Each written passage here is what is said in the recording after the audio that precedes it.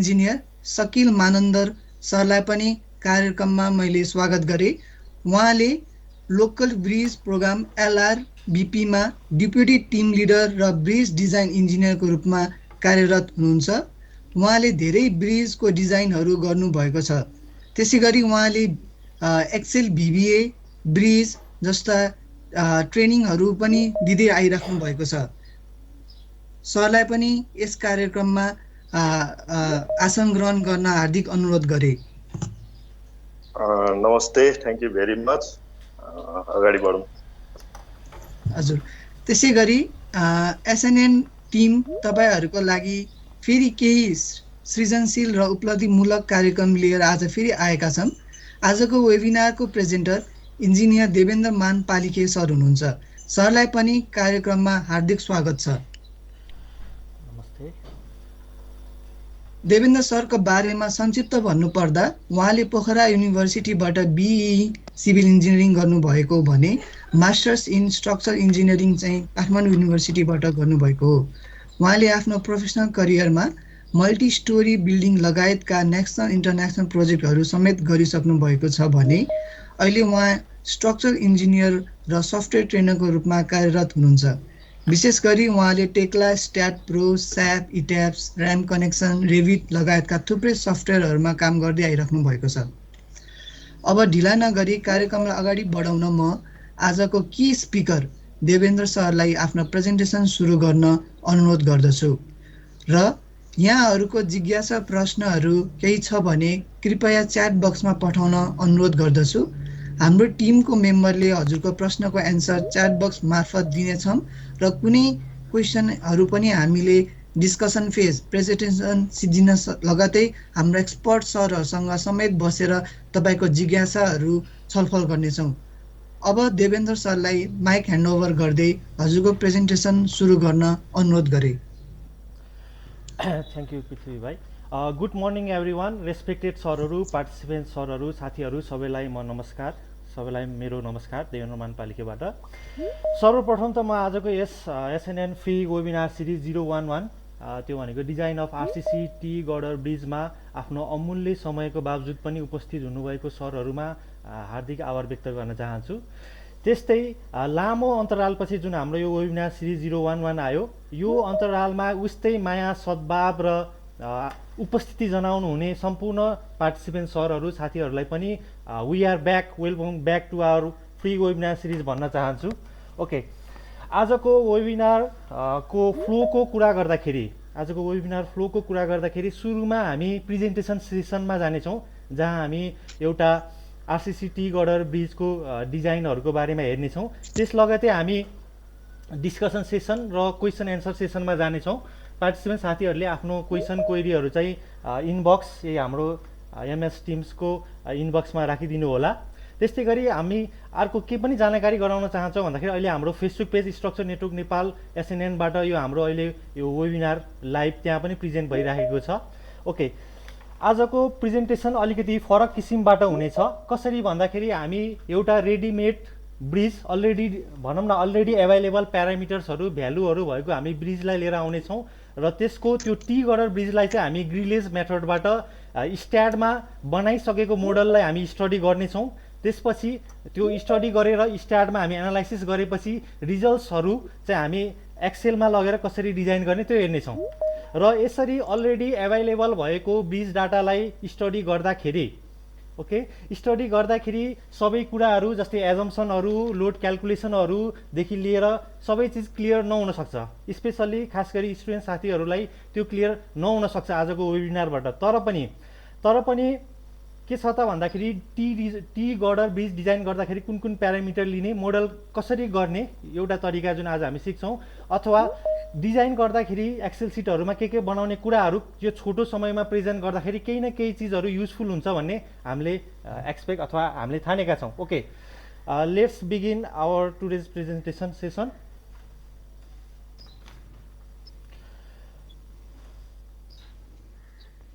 Okay, सुरुमा bridges भनेको पक्कै पनि स्ट्रक्चर हो जुन चाहिँ हामी हाइवे, रेलवे, फुटवे, त्यस्तै गरी सर्भिस वेहरू जहाँ चाहिँ हाम्रो इन्टरसेक्सनहरू रोडको, रिभरको, त्यसमा चाहिँ हामी भेहिकलहरू मान्छेहरू ट्रेनहरूको क्रसिङको लागि हामी बनाउने स्ट्रक्चर भयो।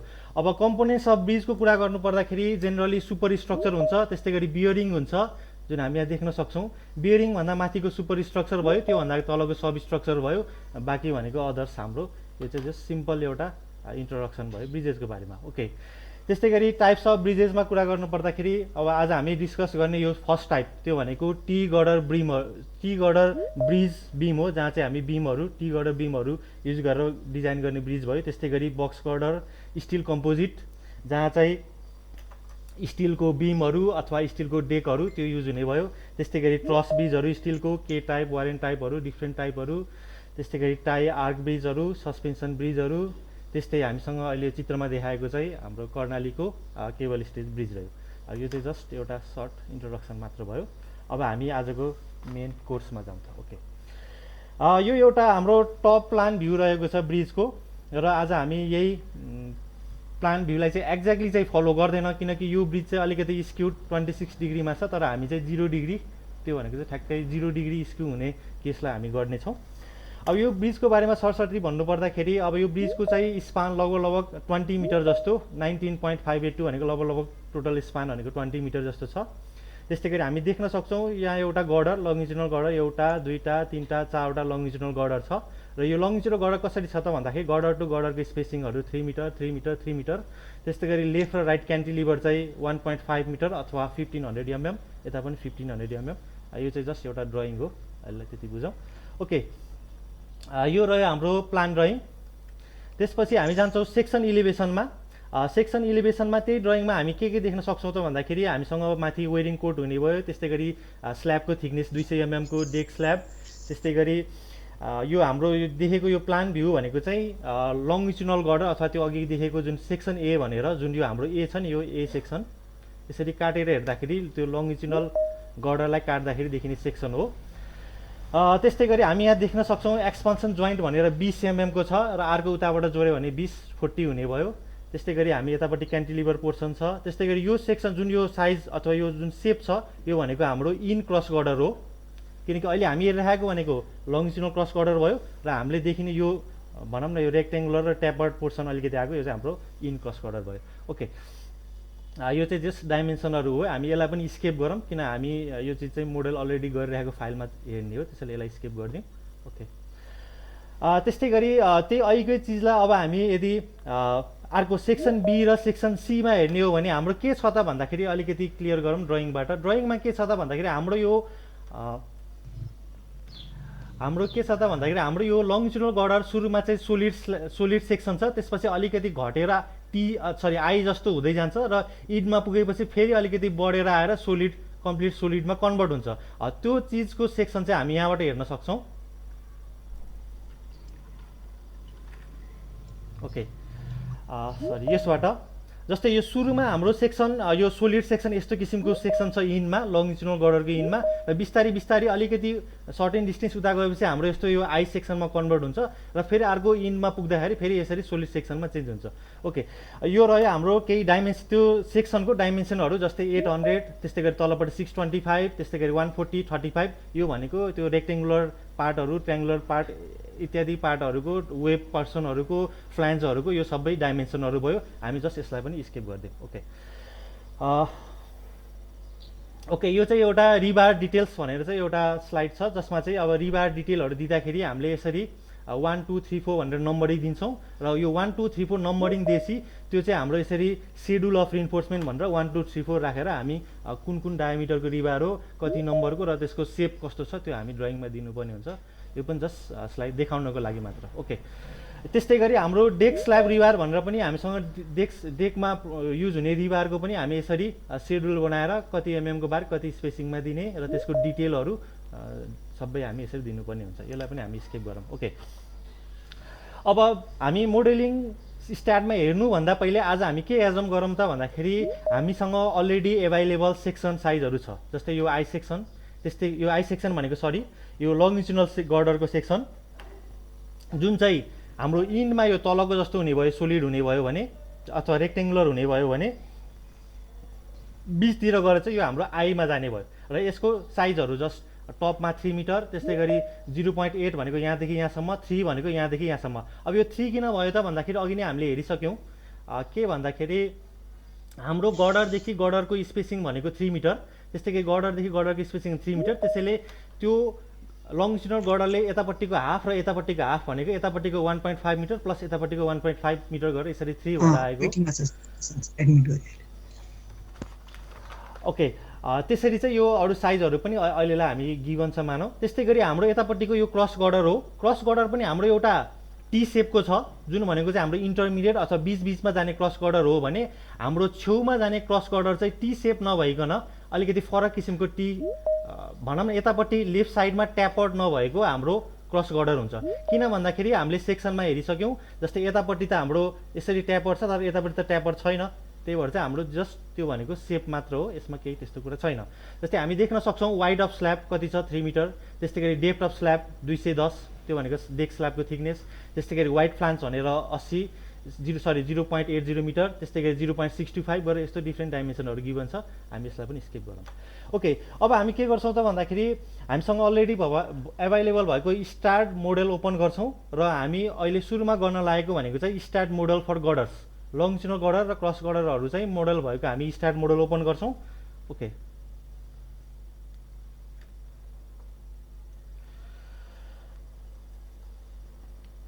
ओके, यो चाहिँ अघि हामीले जुन ड्रइङमा देख्यौँ त्यही ड्रइङ अथवा त्यो भनौँ न त्यो ड्रइङमा अथवा त्यो फिगरमा भएको हाम्रो यो ब्रिजको यो मोडल हो, जसमा चाहिँ हामी के देख्न सक्छौँ त भन्दाखेरि अब हाम्रो यो लेफ्ट साइडमा गडरहरू छ, जस्तै लङ्जिट्युडनल गडर भनेर एउटा यो छ, त्यस्तै गरी अर्को यो छ लङ्जिट्युडनल गडर, त्यस्तै गरी 3टा, त्यस्तै गरी 4वटा, यो चाहिँ हाम्रो लङ्जिट्युडनल गडर रहेको छ।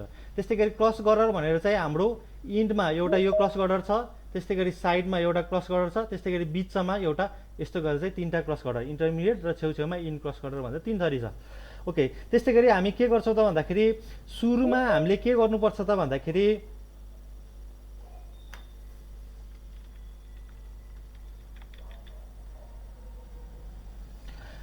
सुरुमा हामीले के गर्नुपर्छ त भन्दाखेरि हामीसँग एभाइलेबल भएको भनौँ न अब लङ्जिट्युडनल मेन गडरको नि डिफ्रेन्ट डाइमेन्सनहरू हुन्छ, त्यस्तै गरी त्यसको लङ्जिट्युडनल मेन गडरको पनि मिड सेक्सन, बिचमा आउँदाखेरि आई सेक्सन भयो, सपोर्टमा हुँदाखेरि रेक्टेङ्गुलर सेक्सन भयो, त्यसको प्रपर्टी पनि डिफ्रेन्ट हुन्छ। अथवा आउटर मेन गडर भन्नाले एउटा चाहिँ इनर मेन गडर भनेको चाहिँ यो हाम्रो इनर मेन गडर भयो, यो दुईवटा इनर भएको, त्यस्तै गरी आउटर भनेको बाहिर, यो भनौँ न यो बाहिरपट्टि भएको र यतापट्टि बाहिरपट्टि भएको, यो चाहिँ हाम्रो आउटर मेन गडर अथवा लङ्जिट्युडनल गडर भयो।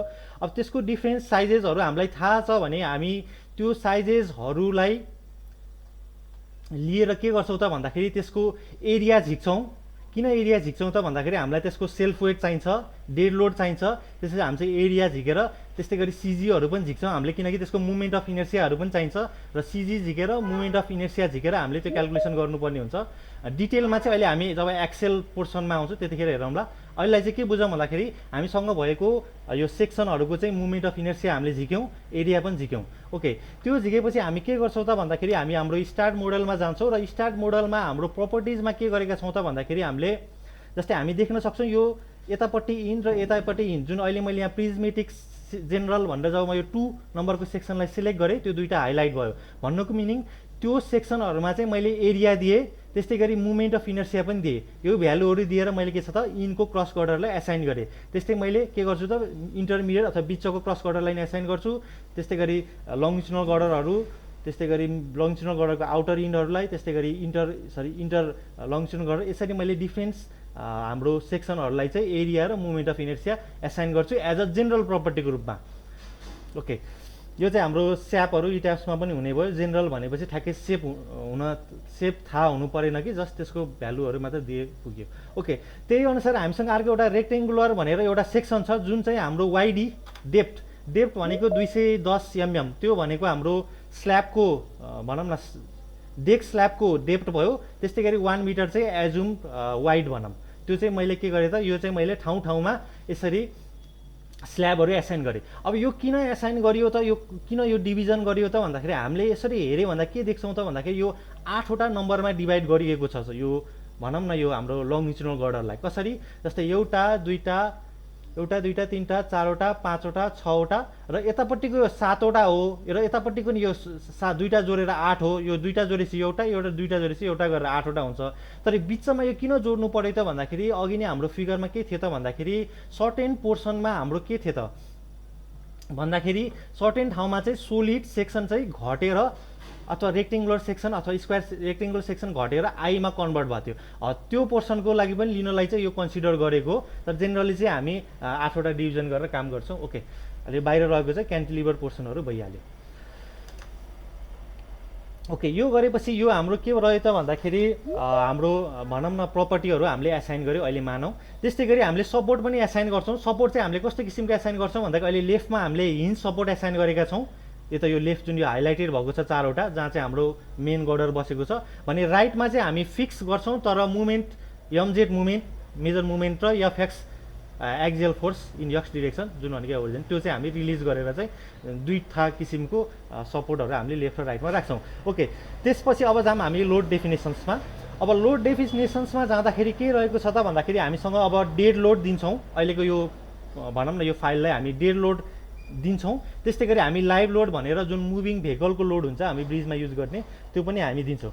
ओके, पहिला सुरु डेड लोड गर्दाखेरि के छ त भन्दाखेरि डेड लोड कसरी क्यालकुलेट गर्ने त भन्दाखेरि अब डेड लोड क्यालकुलेट गर्दाखेरि अब मानिलिउँ हाम्रो स्ल्याबको थिकनेस 210 mm छ। भन्नुको मिनिङ 0.21 mm अथवा 0.21 मिटर भन्ने छ। त्यसलाई हामी 24 ले मल्टिप्लाई गर्ने। त्यस्तै गरी माथिपट्टिको वेरिङ कोट 80 mm अथवा 75 mm को छ भने त्यसलाई 22 ले मल्टिप्लाई। यसरी हाम्रो भनौँ न सिम्पल भोल्युमहरूले डेन्सिटीले मल्टिप्लाई गरेर यसरी हामी वेट निकाल्छौँ र त्यो वेट चाहिँ हामीले यहाँ अब भनौँ न गर्डरको वेट कति हुन्छ, त्यस्तै गरी वेरिङ कोटको, त्यस्तै गरी डेक स्ल्याबको, प्यारापेट वालहरूको, साइड वाक प्यारापेट वालहरू, त्यस्तै गरी डिफ्रेन्ट कुराहरूको हामीले डेड लोड दिनुपर्ने हुन्छ जुन चाहिँ अहिले हाम्रो यो फाइलमा अलरेडी दिइसकेको छ। जस्तै हेरौँ हामी देख्न सक्छौँ हाम्रो एउटा लोड केस रहेको छ स्ट्याडमा डेड लोड सेल्फ वेट भन्ने, जसमा हामी देख्न सक्छौँ हाम्रो मोडलमा चाहिँ वेटहरू अलरेडी एसाइन छ। जस्तै मैले यो क्लिक गरेँ भने यो निलो रङको भ्यालुहरू आउँछ हाइलाइट हुन्छ।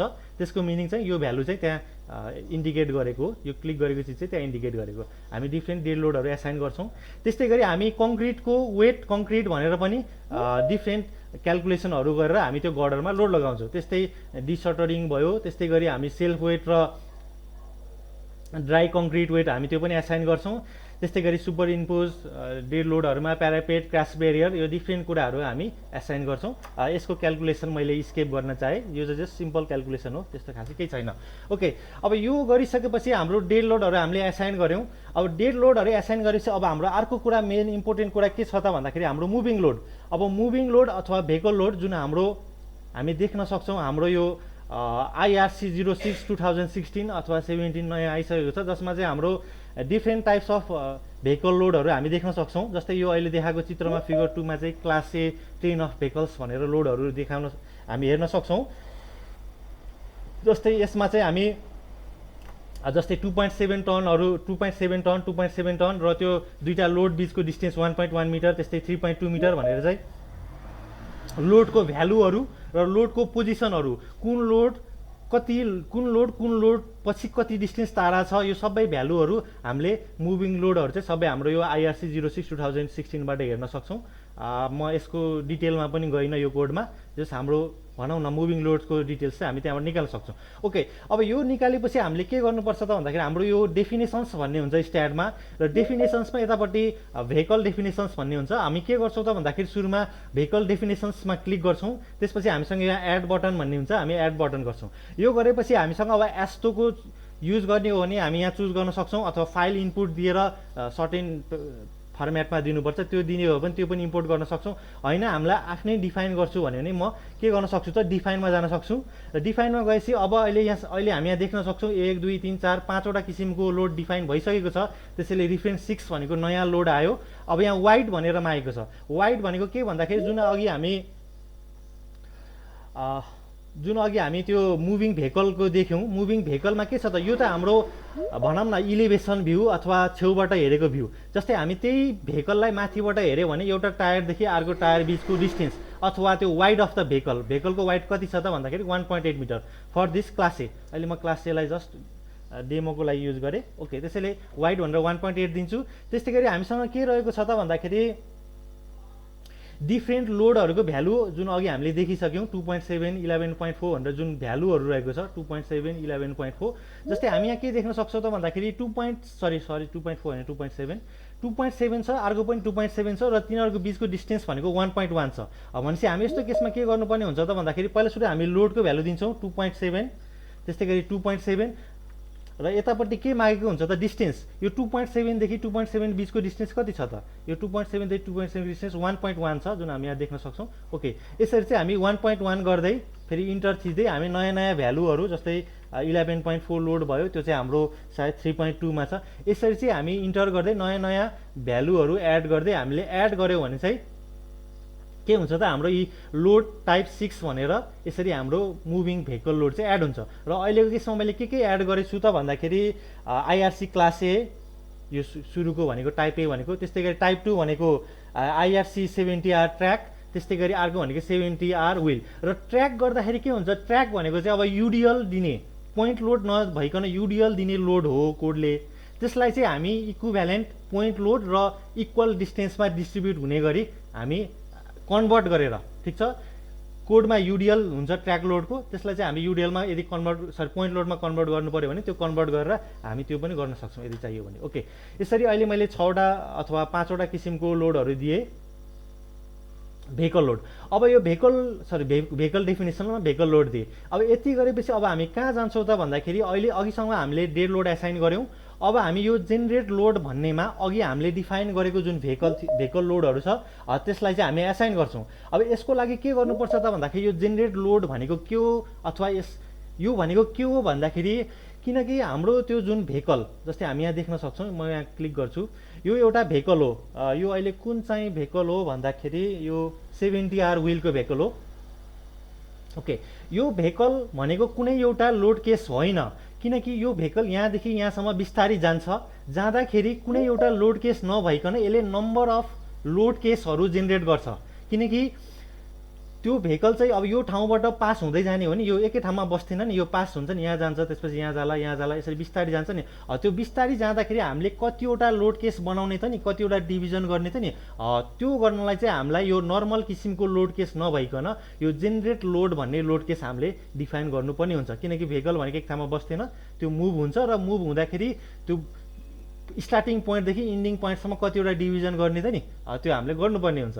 त्यसको लागि हामीसँग के गर्छौँ त भन्दाखेरि यो लोड केस भन्नेमा हामी जान्छौँ र लोड केसमा गएर हामी यहाँ एडमा जान्छौँ। एडमा गएपछि हामी प्राइमेरीमा जाँदैनौँ। प्राइमेरी भनेको यो डेड लाइभ यिनीहरू भयो, त्यो नगरिकन हामी लोड जेनेरेसन गर्ने लोड जेनेरेसनमा जान्छौँ र number of loads to be generated. अब एउटा भेहिकल अथवा 2टा अथवा 3टा जुन एकचोटिमा मुभ हुँदाखेरि त्यसले कतिवटा लोड केससम्म जेनेरेट गर्छ नि, एउटा इन्डदेखि अर्कोमा भन्यो। अब यो हामीले जति एज्युम गर्न नि पाइयो, त्यो केसमा मैले 77 एज्युम गरेछु अथवा म 100 एज्युम गरौँ लेट्स से।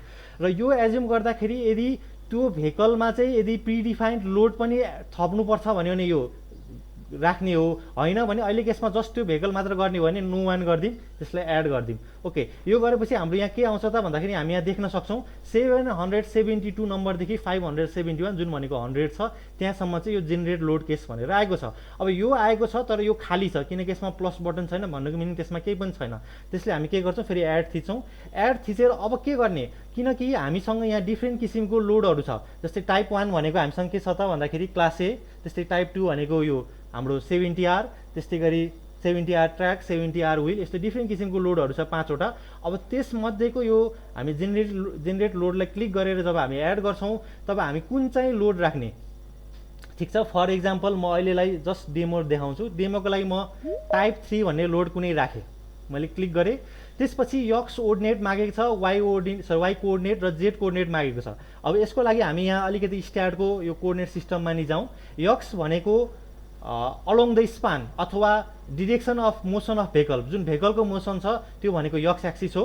वाइ भनेको हाम्रो भनौँ न इलिभेसनको एक्सिस भयो। जेड भनेको चाहिँ अर्को होरिजेन्टल एक्सिस भयो। अब हामीले चाहिँ त्यो भेहिकल कति डिस्टेन्स उता, जस्तै यो अहिलेको केसमा के छ त भन्दाखेरि 0 कोअर्डिनेट भनेको यहाँ छ, यक्स 0 वाइ 0 जेड 0 भनेर चाहिँ यो कोअर्डिनेट छ। भनेपछि हाम्रो भेहिकल चाहिँ अलिकति नेगेटिभ यक्सतिरबाट सुरु हुनु पर्यो। त्यही भएर चाहिँ अहिले केसमा मैले कति भ्यालु दिएँ त भन्दाखेरि ओके -12.03 भनेर मैले यक्स कोर्डिनेट दिएँ जहाँ चाहिँ हाम्रो भेहिकल स्टार्ट भयो अथवा हाम्रो लोड स्टार्ट भयो 3 नम्बरको लोड। त्यस्तै गरी वाइ कोर्डिनेट भनेको इलिभेसन हो। इलिभेसन त हामीले दिनु परेन किनकि हाम्रो बिल्डिङ यो ब्रिज भनेको चाहिँ हाम्रो वाइजको जेड एक्सिसमा छ, त्यसैले यो पनि 0 भयो। अब जेड कोर्डिनेट भनेको जेड 0 गऱ्यो भने ठ्याक्कै त्यही आउँछ। होइन मलाई भेहिकल यो बिचतिर गोडाउनु पऱ्यो अथवा यो भनौँ न यो लङ्गिट्युडनल गडरबाट पास गराउनु पऱ्यो भने जेडको भ्यालु समथिङ भ्यालु हामीले यो प्लस यो गरेर समथिङ भ्यालु दिनु पऱ्यो। अहिलेको केसमा म के गरौँ भन्दाखेरि जस्ट 2 मिटर भनेर यतिकै एज्युम गरेर दिएँ। अब यो गरेपछि अब के छ त हाम्रो यो भेहिकल भनेको यसरी यक्स डिरेक्सनमा पास भइराखेको छ, त्यसैले हामीले के गर्नु पऱ्यो त्यसलाई यक्स इन्क्रिमेन्ट, ठिक छ, त्यो भेहिकल एकचोटिमा कति डिस्टेन्सले जाने त नि भने चाहिँ यक्स इन्क्रिमेन्ट चलाउनु पऱ्यो किनकि हाम्रो भेहिकलको डिरेक्सन यक्स छ। त्यसैले मैले यसलाई 0.5 मिटर एज्युम गरिदिएँ अहिलेलाई। र यो 0.5 मिटर किन भयो भन्दाखेरि अहिले हामी यहाँ युनिट्स देख्न सक्छौँ, मेट्रिक टन या माइनस युनिट्स भनेर यम छ होला भन्नुको मिनिङ यो अहिले हामी मेट्रिक टन र मिटर्स युनिट्समा छ, त्यो भनेको 0.5 मिटर हामीले युज गर्यौँ। ओके हामी एड गर्छौँ। अब यो एड गऱ्यौँ यसरी कहिलेकाहीँ के हुन्छ त भन्दाखेरि हाम्रो ब्रिजमा एउटा मात्र गाडी नगइकन कहिलेकाहीँ 2 लेनमै गाडी जाने अथवा 3 लेनमै एकैचोटि गाडी जाने हो भने अझै हामी नयाँ लोड टाइप अथवा त्यही लोड टाइपलाई पनि डिफ्रेन्ट भ्यालु दिएर यसरी एड गर्दै एउटै लोड जेनेरेटमा पनि 2-3टा गाडी एकैचोटि गुडाउन सक्छौँ। अहिले यसमा हामी त्यो पनि गरेनौँ, स्केप गरेँ। ओके मैले यसलाई पनि फेरि डिलिट गरिदिएँ।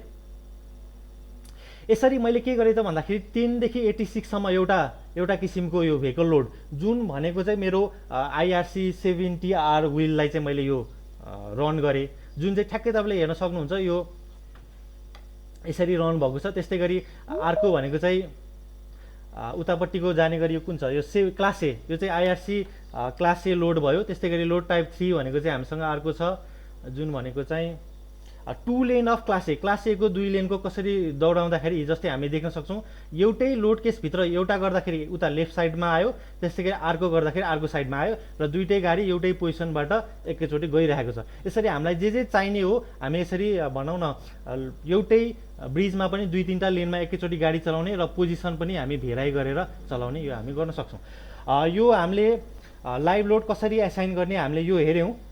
अब हामी के गरौँ त भन्दाखेरि यो चिजलाई यतिकै होल्डमा राखौँ, यो हाम्रो स्टार्ट मोडललाई अहिले यतिकै होल्डमा राखौँ र अब हामी के गरौँ भन्दा अथवा यसलाई एनालाइसिस गरेर रन एनालाइसिस गरेर छोडिदिए पनि भयो। अब हामी के गर्छौँ त भन्दाखेरि ओके अब किन भन्दाखेरि अहिले यो मोडलबाट चाहिँ आएको रिजल्ट्सले चाहिँ हाम्रो लङ्गिट्युडनल गर्डरहरू डिजाइन हुने हो। अहिले हामी स्ट्याडमा छौँ त्यसैले यो स्ट्याडलाई यतिकै होल्डमा राखौँ र अब हामी स्ल्याब डिजाइन स्ट्याडमा कसरी गर्ने स्ट्याडमा हेरौँ र त्यसपछि फर्केपछि चाहिँ यो भ्यालु चाहिँ एक्सेलमा कसरी लिन्छ र कसरी डिजाइन गर्छ लङ्गिट्युडनल गर्डर त्यो हामी सेकेन्ड फेजमा हेरौँ।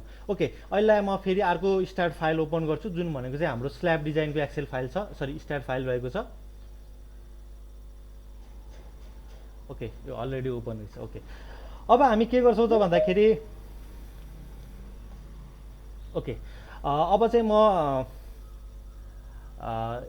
एक्सेल फाइल ओपन गर्न चाहन्छु जुन चाहिँ यो हाम्रो डेक स्ल्याब डिजाइनको लागि रहेको छ। अब डेक स्ल्याब डिजाइनको लागि के रहेको छ त हामीसँग प्यारामिटर भन्दाखेरि अब हामीसँग स्पान भन्ने रहेको छ लगभग 20 मिटर जस्तो। अब 20 मिटरमा चाहिँ लेफ्ट र राइटको जब हामी क्यान्टिलिभर पोर्सन जुन ओभरह्याङलाई 2 चोटि गुणा गरेर घटाउँछौँ तब हामी इफेक्टिभ स्पान झिक्छौँ। त्यस्तै गरी एक्सपान्सन जोइन्ट भनेको 40 छ। त्यस्तै गरी डेकको वाइड जुन हामी अघि देखेको थियौँ नि 4वटा गर्डरहरू 3x3 मिटरमा गरेर र साइडमा 1.5 र 1.5 गरेर 12 मिटर जुन चाहिँ हाम्रो डेकको वाइड भयो। त्यस्तै गरी स्क्यू एङ्गलहरू, क्लियर क्यारिज वे, त्यस्तै गरी यो डिफ्रेन्ट भनौँ न यो प्यारामिटर्सहरू हामीसँग यो एभाइलेबल छ। ओके त्यस्तै गरी हामी अब कङ्क्रिटको ग्रेड युज गर्छौँ YM25, त्यस्तै गरी FE 500 युज गर्छौँ। अब यो ल्याम्डाको भ्यालु 0.8 आयो। यो कसरी आयो भन्दाखेरि IRC को एनेक्सर A2 को 2.9 हेऱ्यो भने जुन यो सायद ओके यो हाम्रो डिजाइन अफ डेक स्ल्याबको स्लाइडमा पनि छ। जस्तै ल्याम्डाको भ्यालु 0.8 युज गर्ने जब FC को भ्यालु लेस देन 60 MPa हुन्छ भनेर जुन यो क्लोज नम्बरको इक्वेसन यो उसमा छ, इक्वेसन A2 को 33। त्यस्तै गरी अरू भ्यालुहरू पनि जस्तै अल्फाको भ्यालु यति युज गर्ने। अनि FCD को फर्मुला भनेको alpha FCK by gamma M, जहाँ चाहिँ FCK को भ्यालु हामी यो फेरि टेबलबाट निकाल्ने 6.5 टेबल जस यो छ। अब यसलाई चाहिँ त्यहाँ हामी त्यसलाई पनि अहिले एजुम गरेर अगाडि बढौँ। त्यस्तै गरी यो ल्याम्डा 1 को भ्यालु पनि हामी यो क्लजबाट निकाल्यौँ। त्यस्तै गरी यो सेफ्टी पार्सियल सेफ्टी फ्याक्टरको भ्यालु 1.2 1.5, यो चाहिँ बेसिक र सिस्मिक भयो भने 1.5, एक्सिडेन्टल भयो भने 1.2, यो पनि हाम्रो यहाँ यही कोडमै रहेको छ। ओके, यो भइहाल्यो। त्यस्तै गरी हाम्रो युनिट वेट ड्राई कङ्क्रिटको वेट 24, त्यस्तै गरी वेटको 26, त्यस्तै गरी वेरिङ कोडको 22, क्र्यास बेरियर रेलिङ यो सबै वेटहरू भयो। ओके, त्यस्तै गरी इसिएम भनेको इसिएमको भ्यालु 32,000 कसरी आयो त भन्दाखेरि हामीसँग यो टेबल 6.5 IRC 112 मा हेऱ्यो भने जब हामी M25 युज गर्छौँ त्यहाँ त्यतिखेर 32 भन्ने भ्यालु छ, त्यो भनेको 32,000 MPa युज गर्ने, त्यो पनि हाम्रो कोडकै कुरा भयो। अब ES भनेको 200,000 भइहाल्यो MPa र यस मोडुलर रेसियो भनेको चाहिँ दुईटाको डिभिजन गरेपछि त्यो आउने नै भयो। ओके, यो हाम्रो इनपुट रह्यो, हामी यसलाई पनि स्किप गरौँ। अब हामी कहाँ जान्छौँ त भन्दाखेरि अब अलिकति यो चाहिँ अलिकति भनौँ न यो एडभान्स एक्सेल अथवा यो क्यालकुलेसनसँग रिलेटेड छ, त्यसैले अलिकति यो कम्प्लेक्स हुनसक्छ। ओके, जस्तै अहिले हामी के गर्दैछौँ त भन्दाखेरि अब हामी डेक स्ल्याब डिजाइन गर्दैछौँ स्टार्टमा। अब हामी के गर्छौँ त भन्दाखेरि अब हाम्रो जुन यो मानिलिउँ यो हाम्रो ब्रिज रहेको छ, यसरी हाम्रो भेहिकल मुभ हुन्छ यताबाट यताबाट। यो भेहिकलको चाहिँ अब हामी यो स्पानलाई मोडल गर्दैनौँ। अबको डेक मोडल गर्दाखेरि स्पानलाई मोडल नगरिकन अलोङ अथवा पर्पेन्डिकुलर त स्पान अथवा वाइड जुन ब्रिजको वाइडको सेक्सन हुन्छ यो चिजलाई चाहिँ अब हामी मोडल गर्छौँ। ठिक छ, अब हामी यो स्पान छ, यो स्पानलाई हामी मोडल गर्दैनौँ कि यो हाम्रो यो जुन वाइड ब्रिजको वाइड छ हामी त्यसलाई मोडल गर्छौँ। र हामीलाई के थाहा छ त भन्दाखेरि यो ब्रिजको तल 3टा अथवा 4वटा हाम्रो लङ्गिट्युडनल मेन गर्डरहरू पास भइरहेको छ, जुन चाहिँ हाम्रो 3 मिटर स्पानमा पास भइरहेको छ भने साइडको क्यान्टिलिभर चाहिँ 1.5 मिटर छ, त्यस्तै गरी साइडको क्यान्टिलिभर 1.5 मिटर। यही कुरा हामी यहाँ के छ त भन्दाखेरि हामी यो एक्सेलमा देख्न सक्छौँ। यो हाम्रो त्यो ब्रिजको वाइड भ्यू हो, वाइडमा काटेको भ्यू, जहाँ चाहिँ यो भनेको हाम्रो लङ्गिट्युडनल गर्डर र अर्को लङ्गिट्युडनल गर्डर जुन चाहिँ 3 मिटर स्पानमा छ भने छेउछेउको 1.5 मिटर चाहिँ हाम्रो क्यान्टिलिभर बसेको छ। ओके, यही चिज चाहिँ हामीले यहाँ स्टार्टमा गरेका हौँ, अरू केही पनि गरेका छैनौँ। यो भनेको हामी देख्न सक्छौँ डाइमेन्सनमा हेऱ्यो भने this is 3 metre 3 metre 3 metre र छेउको चाहिँ 1.5 मिटर। ओके, अब यो गरेपछि अब यसमा पनि त्यही हो, यसमा पनि प्रपर्टीको कुरा गर्नु पर्दाखेरि हामी यो अहिलेको यसमा किनकि हामी अहिले स्ल्याब डिजाइन गरिरहेका हौँ, स्ल्याब डिजाइन गर्न खोजेका हौँ, त्यसैले स्ल्याबको डेप्थ जुन भनेको 0.21 मिटर छ र वाइड भनेर जुन 1 मिटर अहिले हामीले एजुम गरेर राखेका छौँ। ओके, यो भइहाल्यो। त्यस्तै गरी सपोर्टको कुरा गर्दाखेरि पनि त्यही पहिलाको जस्तै सपोर्ट हिन्जवाला यता सरी फिक्स बट रिलिजवाला सपोर्ट भयो।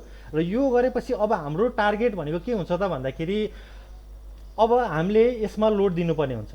अब हामीले यसमा डेड लोड पनि दिनुपर्छ र भेहिकल मुभिङ लोड पनि दिनुपर्छ। डेड लोड दिन त कुनै समस्या भएन, त्यो भनेको हाम्रो सिम्पल त्यो भोल्युमहरू क्यालकुलेट इन्टु डेन्सिटी गरेर हामीले त्यो लोडहरू अब रेलिङको कति वेरिङ कोडको कति त्यो सबै हामीले दिन सक्ने भयो माथिको लोड। तर के छ त भन्दाखेरि जब हामी भेहिकल लोड दिने गर्छौँ अब भेहिकल लोड चाहिँ हामी यहाँ मुभिङ डेफिनेसन्समा गएर भेहिकल लोड दिन मिल्दैन।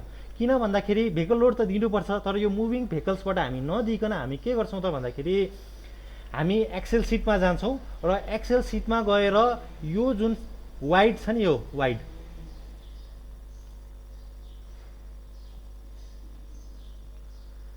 यो जुन हाम्रो सेक्सन अथवा जुन त्यो ब्रिजको वाइड छ यो वाइडमा चाहिँ हामी अब एकचोटि एउटा गाडी पठाउँछौँ, त्यस्तै गरी अर्कोचोटि अलिकति उताबाट गाडी पठाउँछौँ। यसरी हामी डिफ्रेन्ट केसेसहरूमा चाहिँ गाडीहरू पठाउँदै जाँदाखेरि के लोड जेनेरेट हुन्छ त नि, त्यो चिज चाहिँ हामी एक्सेलमा क्यालकुलेट गर्छौँ र त्यो चिज चाहिँ बल्ल हामी स्ट्याटमा लगेर दिने हो। ओके, त्यसको लागि हामीलाई चाहिँ के छ त भन्दाखेरि हामीलाई डिफ्रेन्ट केसेसहरू जस्तै एक लाइनमा गाडी जाने हो कि 2 लाइनमा जाने हो कि अब एक लाइनमा एक थरी गाडी अर्को लाइनमा अर्को थरी गाडी, यसरी डिफ्रेन्ट केसेसहरूलाई स्टडी गर्छौँ र त्यो केसेसहरूमा लोड जेनेरेट गर्छौँ एक्सेलमा र एक्सेलमा जेनेरेट गरेर त्यही कुरा हामीले स्ट्याटमा लगिदिन्छौँ। त्यसैले अहिलेको हाम्रो यो केसमा चाहिँ हामीले चाहिँ डेड लोड चाहिँ डाइरेक्टली राख्यौँ तर लाइभ लोड चाहिँ हामीले भेहिकल लोडबाट यो स्ट्याटमा राखेनौँ। अब त्यसको लागि हामी स्ट्याटमा जाउँ कसरी गर्ने भनेर। ओके, अब स्ट्याटमा के रहेको छ त स्पेसिङ अफ र गर्डरको स्पेसिङ 3 मिटर छ, हामीलाई यो अलरेडी थाहा छ, अथवा हाम्रो यो लिङ्क भएको छ यता अगाडिबाट भ्यालु तानेको पनि छ यसले यो 15 भनेको। त्यस्तै गरी टोटल वाइड भनेको 12 छ, क्यान्टिलिभर पोर्सन भनेको लेफ्ट राइटमा 1.4 छ। त्यस्तै गरी नम्बर अफ सपोर्ट जुन हाम्रो गर्डर पोजिसन हो 1 2 3 4 वटा रह्यो। त्यस्तै गरी बी बाई यल नट भनेको छ। अब बी बाई यल नट भनेको के हो भन्दाखेरि जस्तै हाम्रो यो फिगरमा अलिकति हेरौँ, जस्तै हाम्रो यो ब्रिज हो, यहाँ लेखिएन किन, ओके, ब्रिज हो, ब्रिजमा चाहिँ हाम्रो एउटा दुईटा तीनटा चारवटा चाहिँ लङ्गिट्युडनल गर्डरहरू गएको छ भने बिचमा एउटा क्रस गर्डर गएको छ र साइडमा एउटा इन गर्डर क्रस गर्डर गएको छ। अब हाम्रो यल नट भनेको यो भ्यालु जुन भनेको यो इफेक्टिभ स्पानलाई डिभाइड बाई 2 गऱ्यो भने यल नट आयो। बी भनेको अहिलेलाई यो भनेर जुन चाहिँ 3 मिटर छ यो हाम्रो यो भ्यालु अहिलेको केसमा इनिसियल कन्डिसन, पछि यो चेन्ज हुन्छ यो भ्यालु भनेपछि। त्यो केसमा चाहिँ अहिले हाम्रो के छ त भन्दाखेरि यो बी बाई यल नट भनेर चाहिँ अहिले यो भनेको इफेक्टिभ स्पान हो जुन चाहिँ इनपुट F5 भन्ने भ्यालुबाट लिएको छ उताको एक्सेल सिट जुन हामी हेर्न सक्छौँ। F5 मा के छ त भन्दाखेरि यो इफेक्टिभ स्पान जुन भनेको 18 मिटर, 19 मा त्यो क्यान्टिलिभर पोर्सन घटाएर 18 मिटर, त्यो डिभाइड बाई 2 र डिभाइड बाई बी नट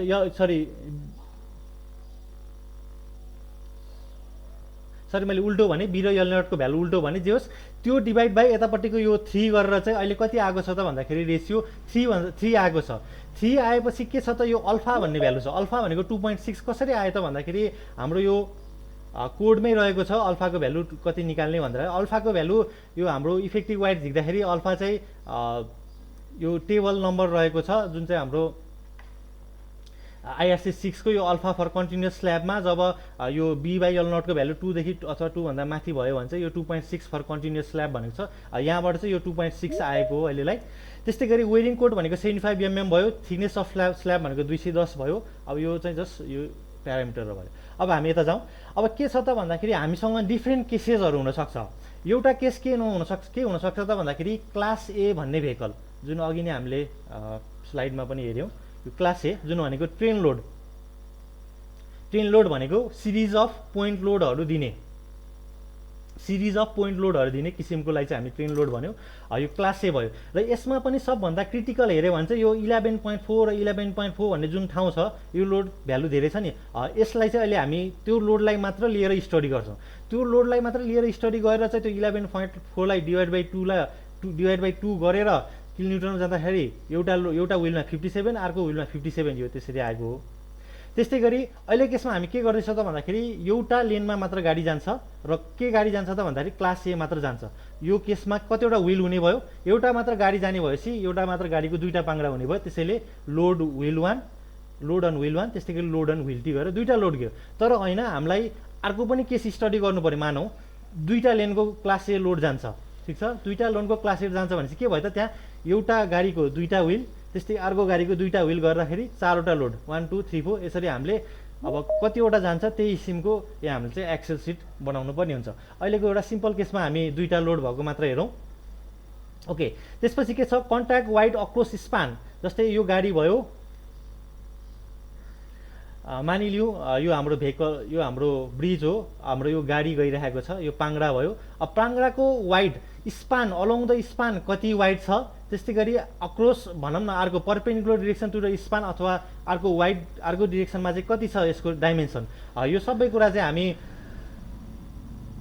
कहाँबाट देख्छौँ भन्दाखेरि त्यही हाम्रो IRC 06बाट जुन हाम्रो यहाँ छ।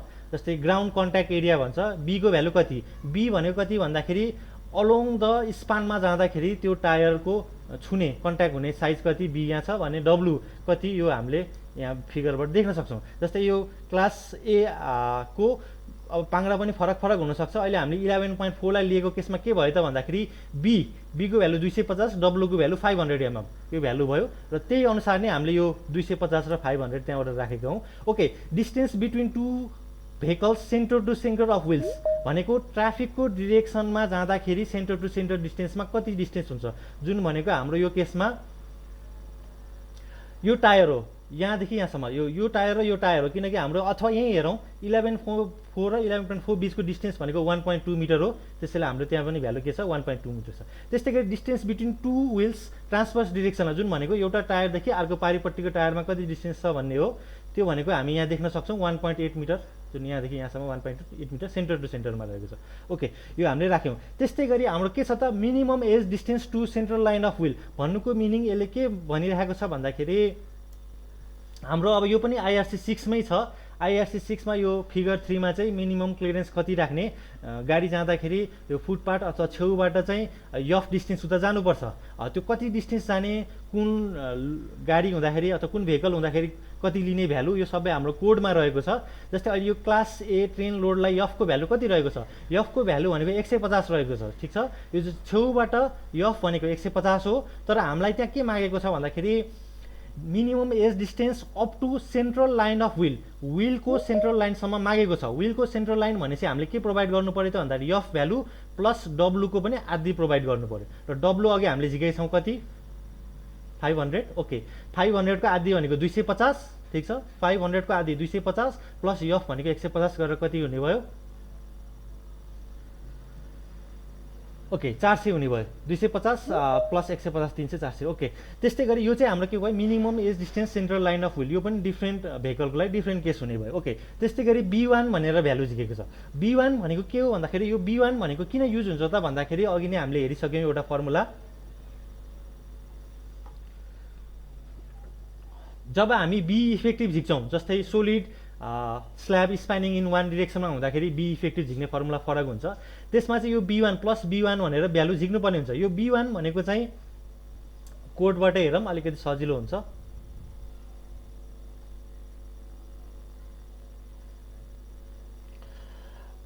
Okay, this one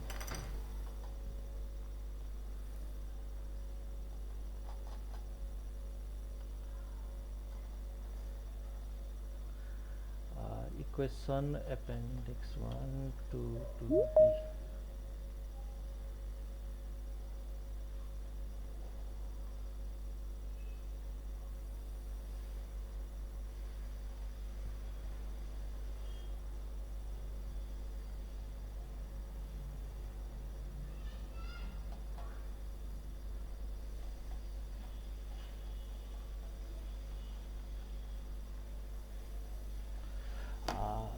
okay, let's leave that also, यो पनि अहिले लिभ गऱ्यौँ। जस हाम्रो के छ त भन्दा यो इक्वेसनमा alpha A 1 minus A by L naught plus B1 भन्ने रहेको छ। र B1ले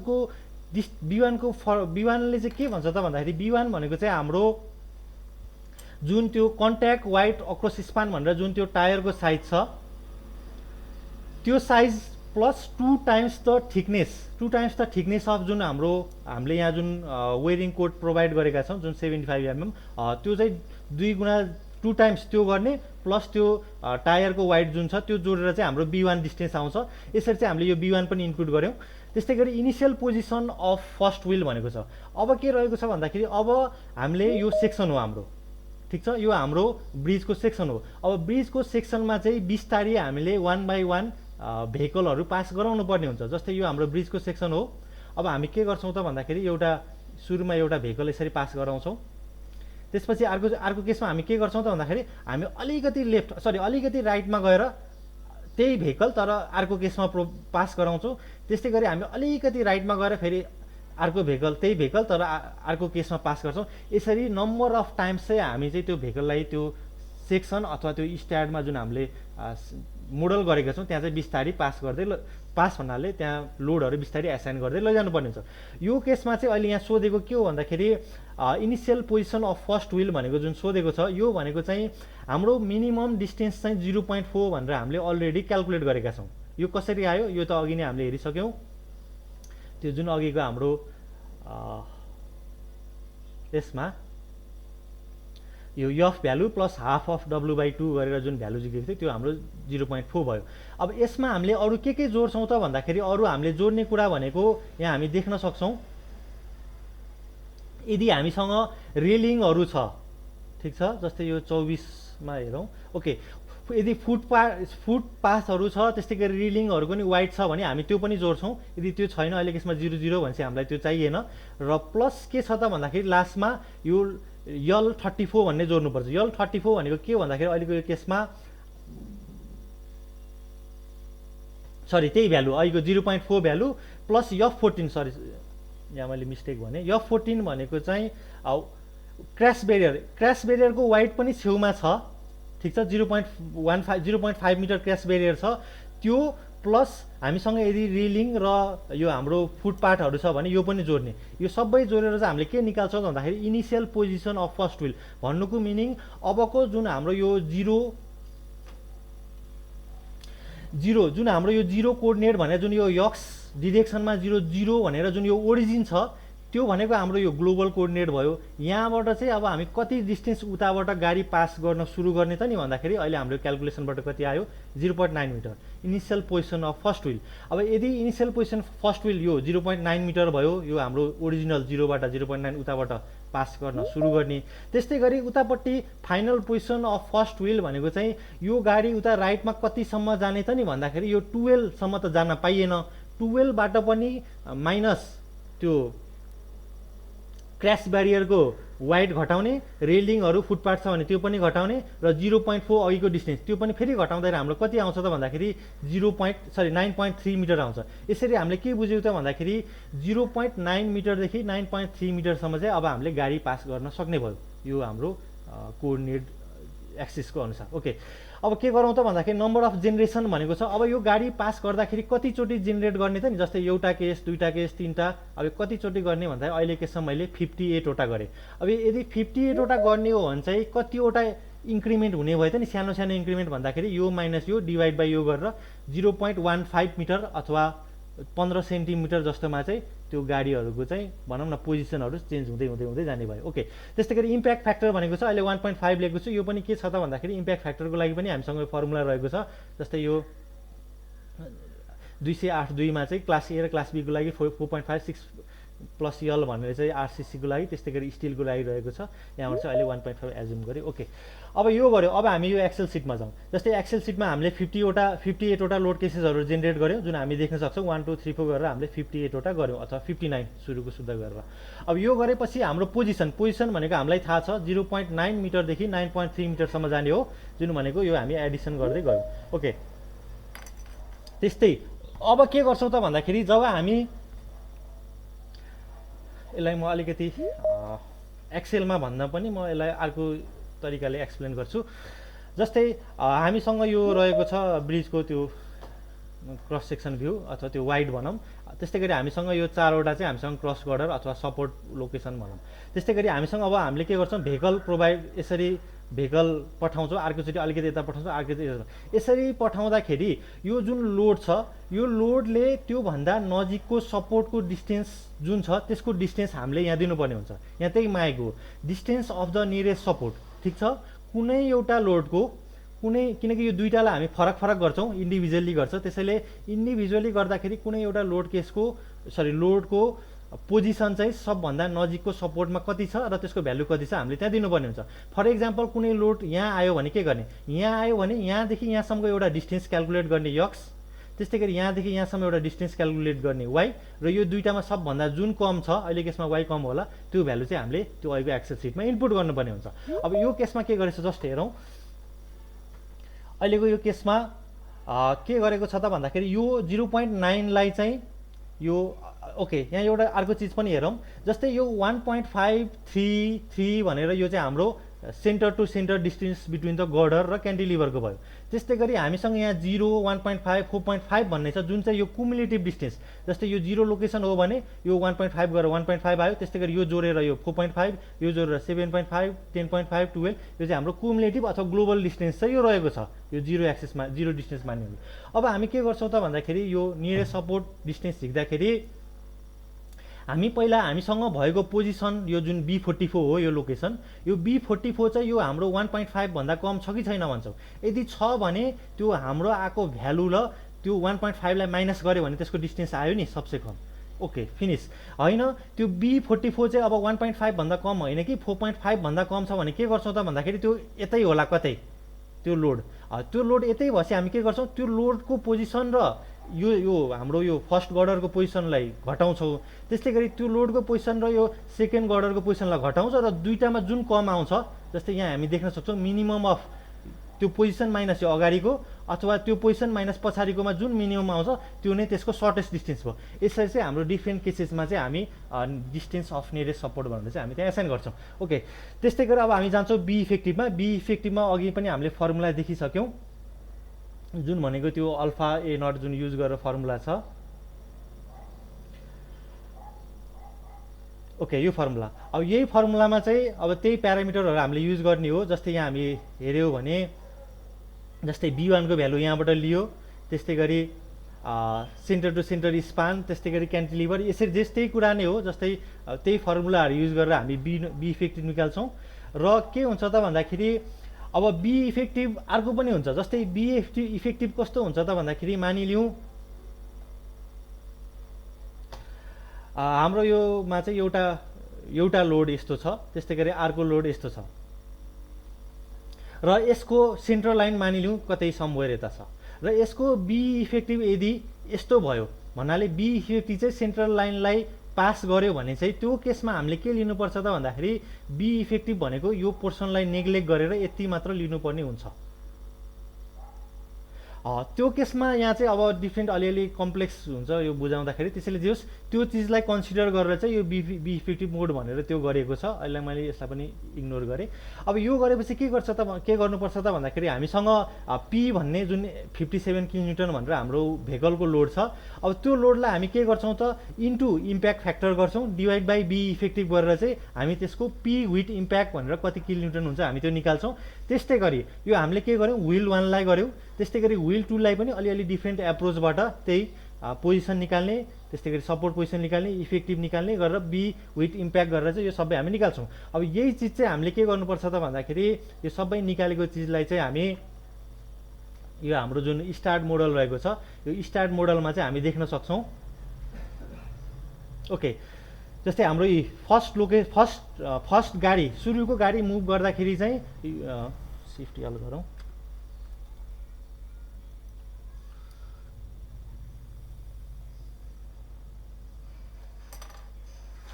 सुरुको गाडी मुभ गर्दाखेरि लेफ्टमा चाहिँ 114.855 किलोन्युटन गयो, त्यस्तै गरी त्यही भेहिकलको अर्को लोड चाहिँ 58 हुने भयो। यसरी चाहिँ अब हामीसँग के छ त 58 वटा डिफ्रेन्ट पोजिसनहरू छ। अब त्यो गाडी के हुन्छ अलिकति राइटमा सर्छ, अब के हुन्छ अझै गर्दै गर्दै गयो भने अझै राइटमा, यसरी बिस्तारै बिस्तारै त्यो गाडी राइटमा सर्दै जान्छ र भ्यालु हेऱ्यो भने पनि हामी देख्न सक्छौँ भ्यालुहरू जसरी सिमेट्रिकल्ली नै लेफ्टमा जस्तो छ। जस्तै मानिलिउँ हाम्रो इनिसियल कन्डिसनमा के छ 114 र 58 छ र हाम्रो फाइनलमा गएर हेर्ने हो भने 114 र 58 छ, तर यो सिमेट्रिकल्ली भनौँ न लेफ्टको राइट राइटको लेफ्टमा गयो। यसरी चाहिँ हाम्रो यो भेहिकलहरू हामीले एसाइन गर्नु त्यो एक्सेलमा जेनेरेट हुन्छ र त्यही चिज हामीले यहाँ एसाइन गर्छौँ। अब यो गरेपछि हामीले यसलाई चाहिँ गर्ने भनेको रन एनालाइसिस नै गर्ने हो र यसको भ्यालुहरू चाहिँ अब हामी एक्सेलमा कता युज हुन्छ हामी त्यो हेरौँ। जस्तै यसरी यो हामी रन गर्छौँ र सिमिलरली जुन हामी अघि पुरानो मोडल थियो जुन हाम्रो यो गर्डरको यसलाई पनि हामी एनालाइसिस गरेर रन एनालाइसिस गर्छौँ। र स्ट्याटमा एउटा के फाइदा हुन्छ त भन्दाखेरि स्ट्याटमा चाहिँ यो हामीसँग यो स्ट्याट एडिटर भन्ने हुन्छ जुन चाहिँ हुन त हाम्रो यो इट्याप्स र स्यापमा पनि टेक्स्ट फाइलमा आउन त आउँछ, तर त्यसमा चाहिँ अलिक कम्प्लेक्स हुन्छ। हाम्रो यो स्टार्ट एडिटरमा चाहिँ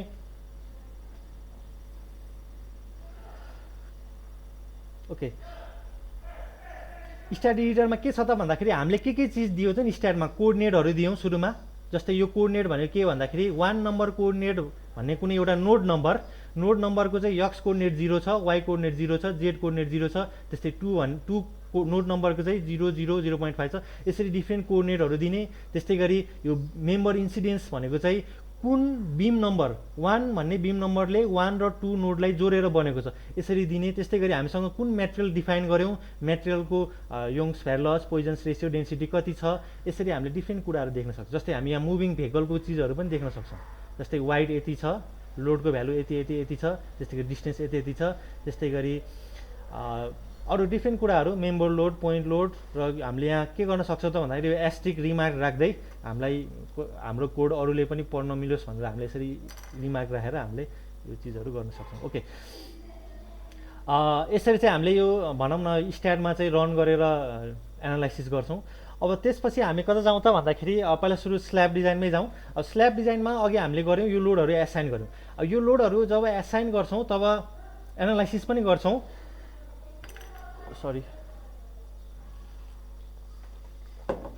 जब त हामी एनालाइसिस गर्छौँ त्यसपछि हामीले चाहिँ डिफ्रेन्ट केसहरू जस्तै dead load superimpose dead load त्यस्तै गरी डिफ्रेन्ट क्लासको लाइभ लोडहरूलाई चाहिँ नोडमा आउने बेन्डिङ मोमेन्ट कति कति हुन्छ हामीले त्यो पत्ता लगाउनु पर्ने छ। अब नोड किन भन्दाखेरि हामीलाई थाहा छ, हामीलाई त्यो मोडलमा चाहिँ 1 2 3 4 कुन कुन नोड हो, 3 ले कुन ठाउँलाई छुन्छ, 7 ले कुन ठाउँलाई छुन्छ, हामीलाई सबै थाहा छ र त्यही अनुसारको हामीले चाहिँ यो बेन्डिङ मोमेन्टहरू भ्यालुहरू यो सिटमा कपी पेस्ट गरेर लिएर आउँछौँ। अब लिएर आएपछि हामीसँग यो डिफ्रेन्ट लोड कम्बिनेसनहरू छ अल्टिमेट सर्भिसको लागि जुन चाहिँ हाम्रो IRC 6 मा रहेको छ।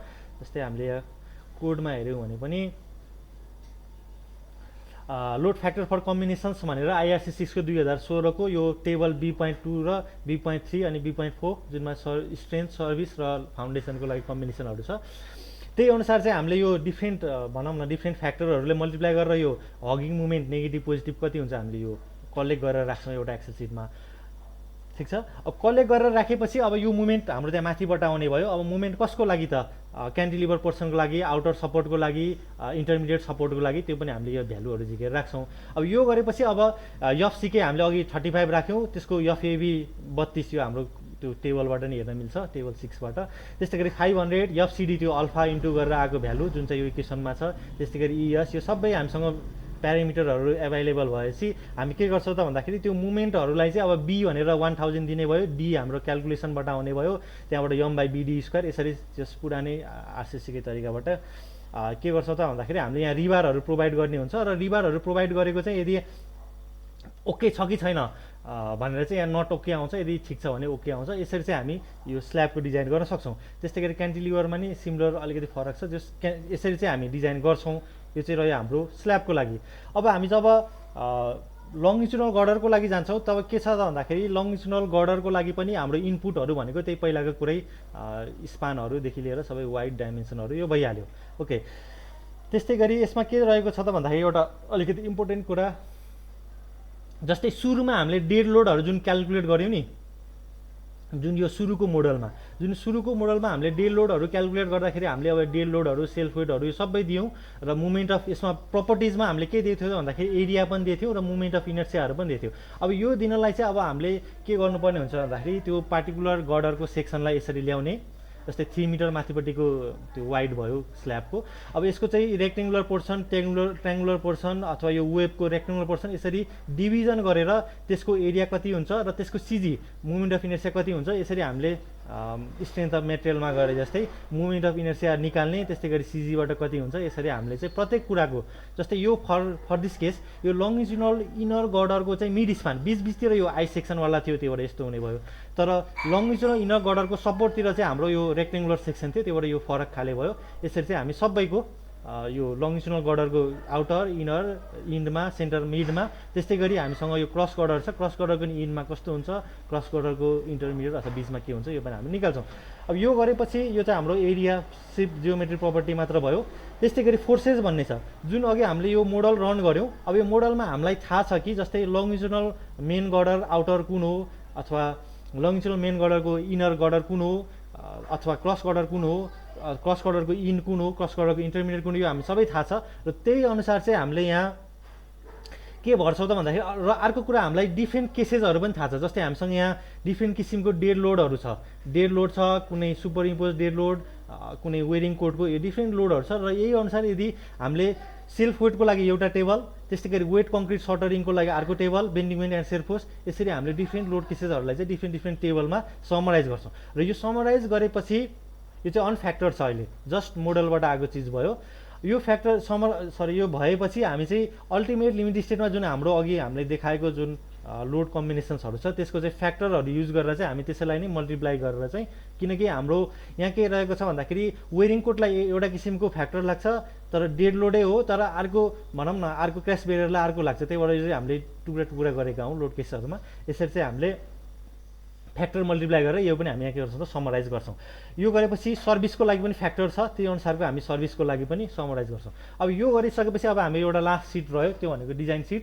अब यो डिजाइन सिटमा चाहिँ अब हामीसँग के छ त भन्दाखेरि अघि हामीले यो युएलएस भन्ने सिटमा जुन बनायौँ त्यसबाट चाहिँ के आउँछ त भन्दाखेरि मुभमेन्ट भ्यालु। फर इक्जाम्पल यो मुभमेन्ट भ्यालु यो कुन केसको लागि भन्दाखेरि यो हेरौँ, हामी हेर्न सक्छौँ। ओके, यो गर्डर G2 को लागि चाहिँ सबभन्दा डिजाइन फोर्स भनेपछि maximum case dead load plus super impose dead load plus live लोडको म्याक्सिमम केस भनेको 3821 भन्ने मुभमेन्ट आयो। त्यो मुभमेन्टलाई डिजाइन गर्दाखेरि अब त्यसको वाइड, त्यो सेक्सनको वाइड हामीलाई 3 मिटर छ, थाहा छ। यो डेप्थ, वाइड अफ फ्लान्स, यो सबै कुरा हामीलाई थाहा छ। अब हामीले के गर्छौँ त भन्दाखेरि रिबारहरू प्रोभाइड गर्छौँ। जस्तै 32 mm को छ, 32 mm को छ, दुईवटा प्रोभाइड गऱ्यौँ। अब यो प्रोभाइड गर्दाखेरि रिबार प्रोभाइड गर्दाखेरि एरिया त आइहाल्छ, टोटल इन्टु मल्टिप्लाई गरेर त्यसको समेसन गरे। त्यो लगतै हामीलाई के पनि गर्नुपर्ने हुन्छ त भन्दाखेरि त्यो हामीले प्रोभाइड गरेको रिबारको सिजी, टोटल सिजी पनि हामीले यो भनौँ न सम प्रडक्ट र डिभाइड बाई सम एभरेज गरेर हामीले यो के गर्छौँ त भन्दाखेरि वेटेड एभरेज जस्तो गरेर हामीले यहाँबाट सिजी, टोटल सिजी पनि झिक्छौँ। किन यो गर्छौँ त भन्दाखेरि हामीसँग डी भनेर यो इनपुट F6-1000 भनेर डी हामीलाई थाहा छ। त्यस्तै गरी डी भनेको चाहिँ हाम्रो के हो त भन्दाखेरि हाम्रो यो ठुलो डीमा जुन अहिलेको सिजी छ यो घटाएपछि स्मल डी आउँछ। र यसरी चाहिँ यो यक्सयु हामीले यसरी चेन्ज गर्नुपर्छ कि हाम्रो यो क्यालकुलेसनमा चाहिँ यहाँ एउटा टेबल रहेको छ जहाँ चाहिँ calculation of force and movement capacity, compression फोर्सको, जुन कम्प्रेसन फोर्सको, किनकि हामीसँग त्यो सेक्सनमा के छ त भन्दाखेरि टुक्रा टुक्रा चिजहरू छ। जस्तै मानिलिउँ यो स्ल्याब छ माथिको, त्यसपछि यो टप फ्लान्स छ, त्यस्तै गरी ट्रेङ्गुलर पोर्सन छ, त्यस्तै गरी वेभ छ, त्यस्तै गरी ट्रेङ्गुलर पोर्सन छ, त्यस्तै गरी फेरि रेक्टेङ्गुलर सेक्सन छ। यो डिफ्रेन्ट सेक्सनहरूको चाहिँ हाम्रो डिफ्रेन्ट लोकेसन अनुसार चाहिँ हामीले एरिया क्यालकुलेट गर्ने, त्यस्तै गरी सिजी माथिबाट कति हुन्छ र फर्मुला FC=Γ FCK AN गरेर चाहिँ हामी त्यसले दिने क्यापासिटी, त्यो फोर्स निकाल्छौँ। र अर्को के छ त भन्दाखेरि टेन्साइल फोर्स, यो कम्प्रेसन भयो, टेन्साइल फोर्स भयो। टेन्साइल फोर्सको लागि यो फर्मुला छ, यहाँबाट टेन्साइल फोर्स आउँछ। र यो फोर्स टेन्साइल र कम्प्रेसन बराबर नभएसम्म यहाँ भनेको छ गोल्ड सिक युज गरेर भ्यालु यो 0 गर्ने। किन 0 गर्ने भन्दाखेरि यो चाहिँ tensile force minus compression force हो, हामी यहाँ देख्न सक्छौँ। जबसम्म यो 0 हुँदैन, भन्नुको मिनिङ टेन्साइल र कम्प्रेसन 0 हुँदैन, तबसम्म चाहिँ हामी यो यक्सयु भ्यालु चेन्ज गर्ने। यो भ्यालु चेन्ज भएपछि यतापट्टिको सबै चेन्ज हुन्छ। यसरी चाहिँ यो 0 नभएसम्म ठ्याक्कै टेन्साइल र कम्प्रेसन ब्यालेन्स हुन्छ।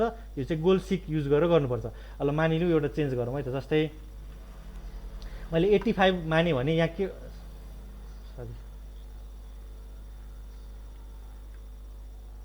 जस्तै यहाँ के गर्नुपर्ने थियो भन्दाखेरि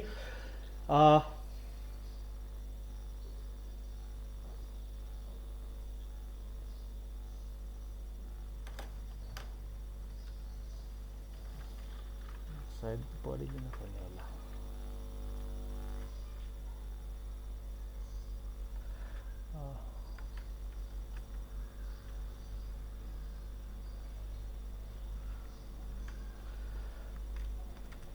जस्तै हामी यहाँ के गर्नुपर्ने थियो भन्दाखेरि अहिले केसमा त यो 0 मा गयो, नभएको भए के गर्नु पर्थ्यो भन्दाखेरि यो सायद अपडेट भयो के भन्नु, जस हामीसँग यो डाटामा गएर चाहिँ हामीसँग एउटा यो वाट इफ एनालाइसिसमा चाहिँ यो गोल्ड सिक भन्ने हुन्छ। र यो गोल्ड सिकले के गर्छ त भन्दाखेरि कुनै एउटा सेलको भ्यालु चेन्ज गर्ने। ठिक छ, गोल्ड सिक हाम्रो गोल भनेको यो सेललाई चाहिँ के गर्ने त भन्दाखेरि 0 बनाउने। र 0 कसरी बनाउने भन्दाखेरि बाई चेन्जिङ सेल्स। कुन सेलको भ्यालु चेन्ज गरेर बनाउने त भन्दाखेरि यो यक्सयुको भ्यालु चेन्ज गरेर।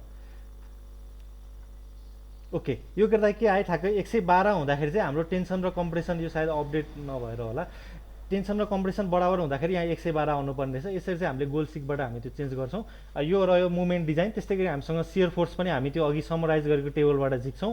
र यो फर्मुलाहरू 1+√200/d यो सबै फर्मुलाहरू युज गरेर सियर इन्फोर्समेन्ट चाहिन्छ कि चाहिँदैन पहिला त्यो क्यालकुलेट गर्छौँ। र चाहिन्छ भने चाहिँ हामी त्यही प्रोभाइड गरेर एन्स ओके गर्छौँ। ओके, यो चाहिँ हाम्रो डिजाइन रह्यो।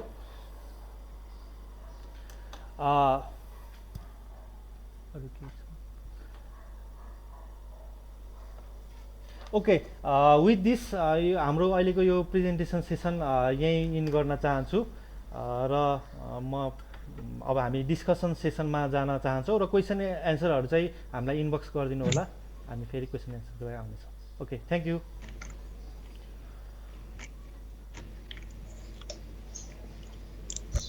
धन्यवाद देवेन्द्र दाई।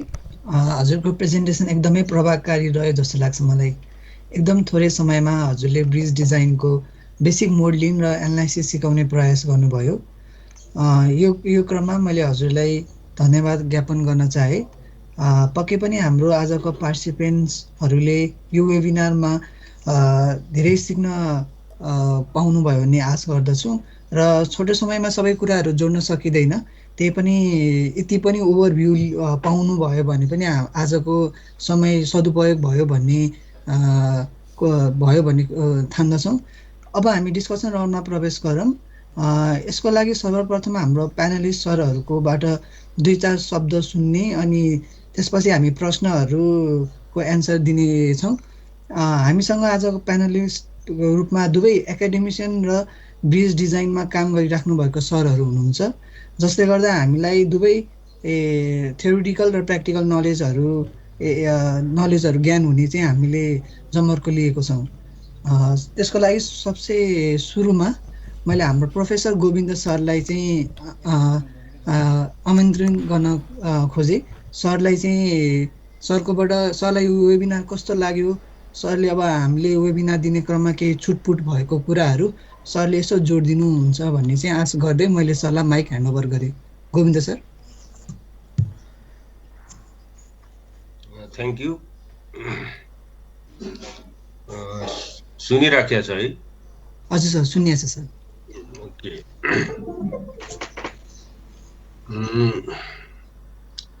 सर्वप्रथम हाम्रो देवेन्द्रजीलाई पहिलेदेखि नै हामी पढाउँदाखेरि धेरै होनहार स्टुडेन्ट हुनुहुन्थ्यो र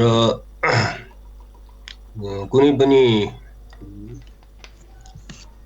एकाडेमिक काम अथवा रिसर्चको थ्योरिटिकल एस्पेक्ट होस्, उहाँले जहिले पनि जाँगर लाउने र त्यसलाई कन्टिन्युटी दिने गर्नुभएको छ। र सबभन्दा के हुन्छ भने सबै चिजहरू अनलाइन मार्फत साथीहरूले अहिले पनि मैले पनि सुनिरहेँ लास्टसम्म, त्यो सबै कुरालाई टिप्न मिल्दैन, सकिन्न।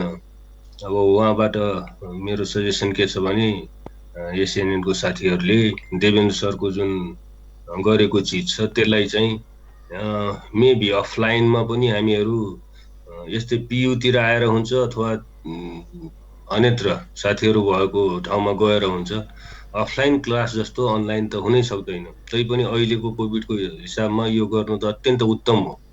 तैपनि मेरो सजेसन तपाईँहरूले जुन चलाइराख्नु भएको छ त्यसलाई मूर्त रूप दिन अब अफलाइन भिजिटतिर पनि के कसरी हुन्छ, अब त्यसलाई चाहिँ यो चाहिएको चिज हो। हाम्रो मेचीदेखि महाकालीसम्मको इन्जिनियर साहबहरूलाई चाहिन्छ नै, र त्यो मैले एक्सपिरियन्स गरेको जस्तै अनलाइन पढाउँदा र अफलाइन पढाउँदाखेरिको धेरै नै अनुभव छ मेरो। त्यसले गर्दाखेरि साथीहरूले त्यसमा एउटा सुझाव दिए। अर्को सुझाव चाहिँ हामी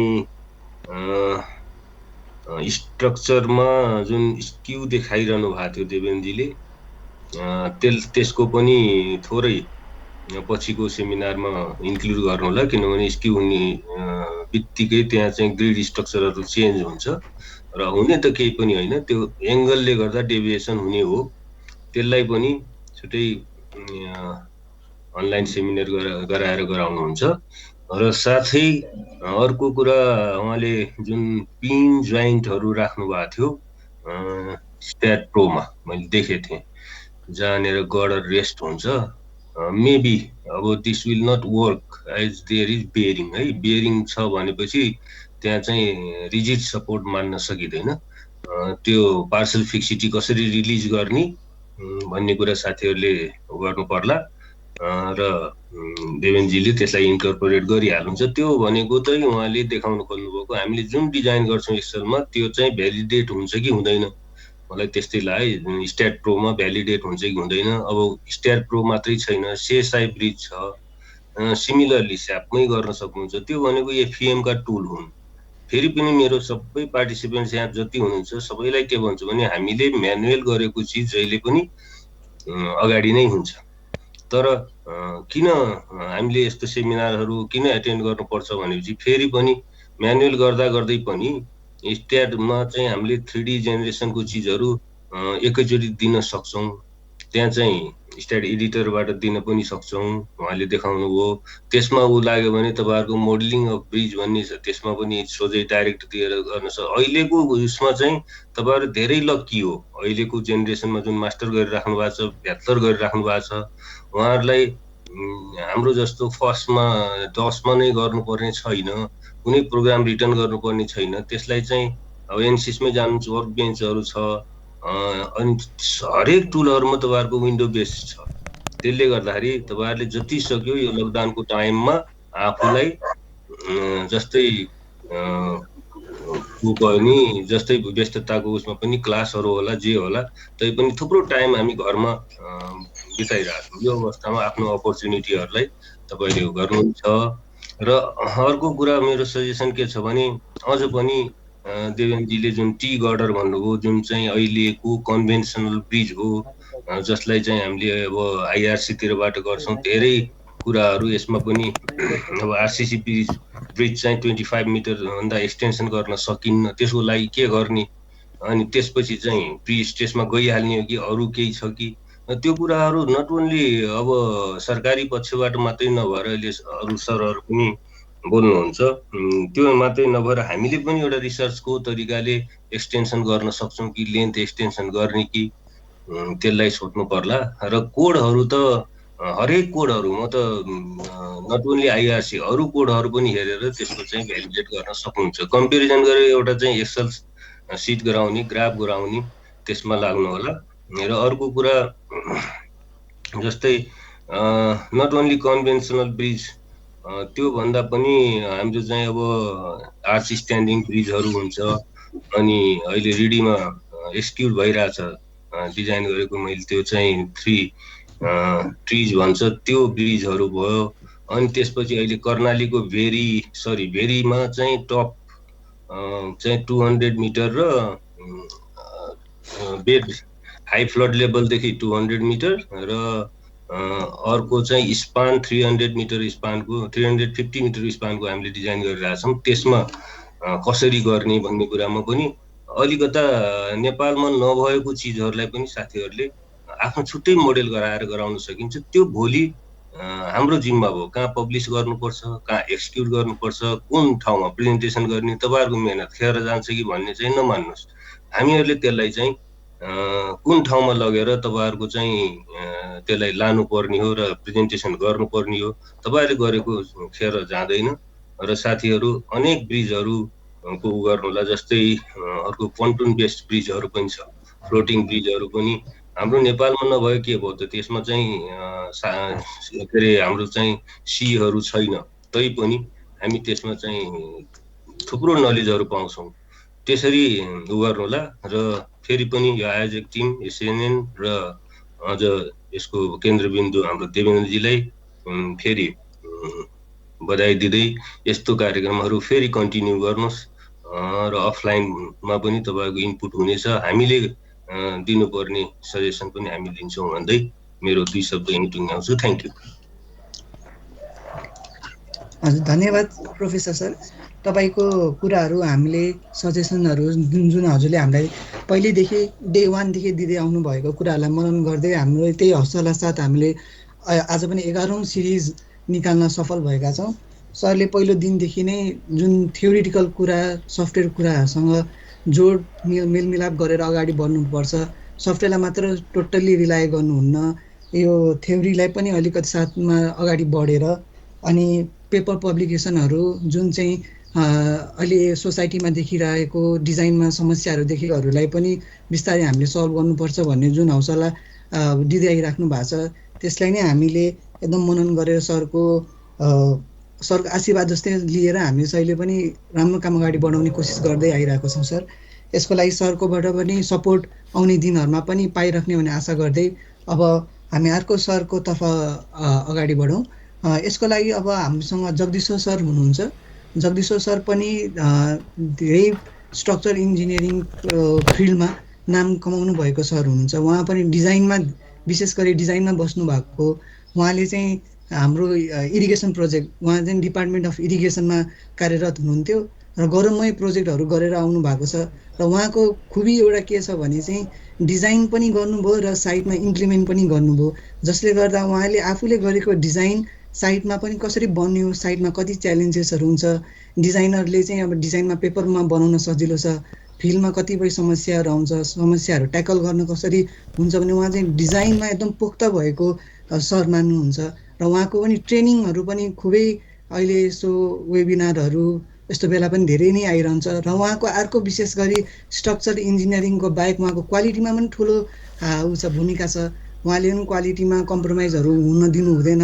त्यही भएर एकदमै उहाँको एक्सपिरियन्स, उहाँको नलेज सेयरिङबाट हामीले धेरै ज्ञान पाउनेछौँ र यसमा सरको पनि 2-4 शब्द के छ भन्ने सुन्नेछौँ। जगदीश सर, तपाईँलाई मैले माइक ह्यान्डओभर गरेँ सर। हस्, धन्यवाद। सबभन्दा पहिला त अब जेएमजीलाई धेरै धेरै धन्यवाद। यति छोटो समयमा पुरा गदरको पनि कम्प्लेक्स सेक्सन भयो है, यो सिम्पल सेक्सन पनि छैन, त्यस्तो किसिमको पनि डिजाइन यति छोटो समयमा गरेर देखाउनु भयो। र अहिले साँच्चै गोविन्द सरले भन्नुभयो जस्तै यो अहिलेको अब इन्जिनियर पढ्ने विद्यार्थी र इन्जिनियर प्र्याक्टिसमा आएका इन्जिनियरहरूलाई ठुलो एउटा भाग्य नै हो यो सफ्टवेयर पाउनमा। यसको अर्थ सफ्टवेयर सबै कुरा हो भन्ने कुरा होइन, बेसिक त कन्सेप्टै हो। यो सफ्टवेयरले गर्दैमा चाहिँ यो जान्ने ठुलो भन्ने कुरा हुँदैन, रिजल्ट आयो यस्तो हो भन्न चाहिँ पाइँदैन। जे गरेको सफ्टवेयर भनेको क्यालकुलेटर सम्झनु पऱ्यो, जतिसुकै लामो हिसाब भए पनि उसले क्यालकुलेटर गरेको भनेर सम्झनु पऱ्यो। र अझ सफ्टवेयरमा यो गरेको ठिक छ कि छैन हेर्ने, त्यत्रो क्यालकुलेसन म्यानुअली चेक गर्नु त असम्भव। तर पनि एउटा के छ, सिम्पल एउटा चाहिँ सिम्पली सपोर्टेड अब बिम छ, बिचमा म्याक्सिमम कति मोमेन्ट आउँछ भनेर लोडमा पनि अब कन्टिन्यू लोड छ यो ट्राफिकमा चाहिँ, त्यसमा चाहिँ कुन बेला म्याक्सिमम आउँछ भने रफली हामी हेर्न सक्छौँ। रफली म्यानुअली क्यालकुलेसन गरेर पनि गर्न सकिन्छौँ हामी। त्यो म्यानुअली क्यालकुलेसन गरेको 1-2 तिथि मात्रै रफ त रफ भइहाल्यो, त्यसमा पनि 1-2 तिथि मात्रै यो ट्रायल गरेर त्यसको टेन्टेटिभ एक्ज्याक्ट त हुने होइन, त्यसको हाराहारीमा 100 हुनुपर्ने 200 हुने, 200 हुनुपर्ने 100 हुने, त्यस्तो चाहिँ हुनु भएन, अलिकति रफ हुन्छ। त्यसमा ट्याकल गरेर चेक गर्नुपर्ने हुन्छ। अन्यथा चाहिँ यति विशाल सफ्टवेयरभित्र पसेर आएको रिजल्टलाई त्यही गरेर एक्युरेट डिजाइन, एक्युरेट सबै कुरा गरेर त्यही हो भन्दाखेरि भोलि जवाफ दिनु पऱ्यो भने सकेन भने त्यसको अर्थ केही छैन। यो कुरा एकदमै बुझ्नुपर्ने, सफ्टवेयर भनेको एउटा टुल हो भनेर एकदम मनमा कहिले पनि राख्नुपर्छ। र सफ्टवेयर आफ्नो कुरा पनि होइन, आफूले बनाएको पनि होइन है, एउटा चाहिँ मनमा चाहिँ राख्नै पर्छ। त्यसलाई एउटा के फाइदा छ भने अरू भन्दा पनि बी डिजाइनमा, अरू डिजाइन त अब पहिले त अब 2D गरिन्छ, 3D त अब असम्भव छ होइन। अब सकिन्छ भने बी डिजाइनमा ट्रायल गर्नुपर्छ। ट्रायल भनेको मतलब त्यो लोड चाहिँ मुभ हुने अलिकति मुभ हुने, अर्को मुभ फेरि लिङ्क हुन्छ फोर्सहरू, एकदमै कम्प्लेक्स। यो म्यानुअली गर्दाखेरि इन्फ्लुएन्स लाइन ड्रइङ गरेर मैले यो सिक्दा सिँचाइ आयोजनाको हेरोसमा 20 थियो, त्यहाँ 20 मिटर स्पानको, यति त्यो बेला धेरै अगाडि कुरा हो, यो त 62 सालको कुरा हो। यो त्यो बेला गरेको डिजाइन म्यानुअली, कोड पनि सिम्पल मात्रै थियो, त्यति गर्दाखेरि कति झ्याउ लाग्ने क्या। अनि अरू भन्दा पनि सफ्टवेयरको फाइदा यो हातले गर्दाखेरि छिटो हुने रहेछ क्या। कहिलेकाहीँ यही कुरा चाहिँ एकपल्ट लाग्यो है, एकपल्ट लागि मात्रै हो, पछि चाहिँ अब अर्को एउटा चेन भयो भने दुनियाँ सबै चिज होल त्यो त्यतिकै टाइम लाग्छ म्यानुअली गर्दाखेरि, गर्न नसकिन्छ होइन। तर चाहिँ सफ्टवेयर भने एकचोटिलाई गाह्रो, पछि त एकछिनमा आउँछ त्यो कुराहरू। यही हो बेनिफिट सफ्टवेयरको चाहिँ, एकचोटि मात्रै गर्नु भन्दा धेरैचोटि गर्नुपर्ने हुन्छ ट्रायल चाहिँ, त्यो एउटा ठुलो बेनिफिट सफ्टवेयरको। त्यही कारणले चाहिँ यो पपुलर हुँदै गएको र टाइम बचत र मोर रिलायबल भएर जान्छ। मेन कुरा चाहिँ रिजल्ट चाहिँ त्यो रिलायबल हो कि भनेको त्यो डिजाइनरले कन्सेप्ट अनुसार त्यो ट्याकल गर्न सक्नुपर्छ, त्यति भए मात्रै चाहिँ पर्फेक्ट मानिन्छ। र तर यस गर्नलाई यस्तो कम्प्लेक्स डिजाइन पनि यति यसरी सफ्टवेयरबाट गर्न सक्नु भनेको हाम्रो लागि ठुलो उपलब्धि पनि हो इन्जिनियरहरूलाई। अर्को कुरा चाहिँ यो अब यहाँ चाहिँ डिजाइन मात्रै कुरा हो, डिजाइनै गलत, अब ठुल्ठुलो संस्थामा डिजाइनै गभर्न गर्छ।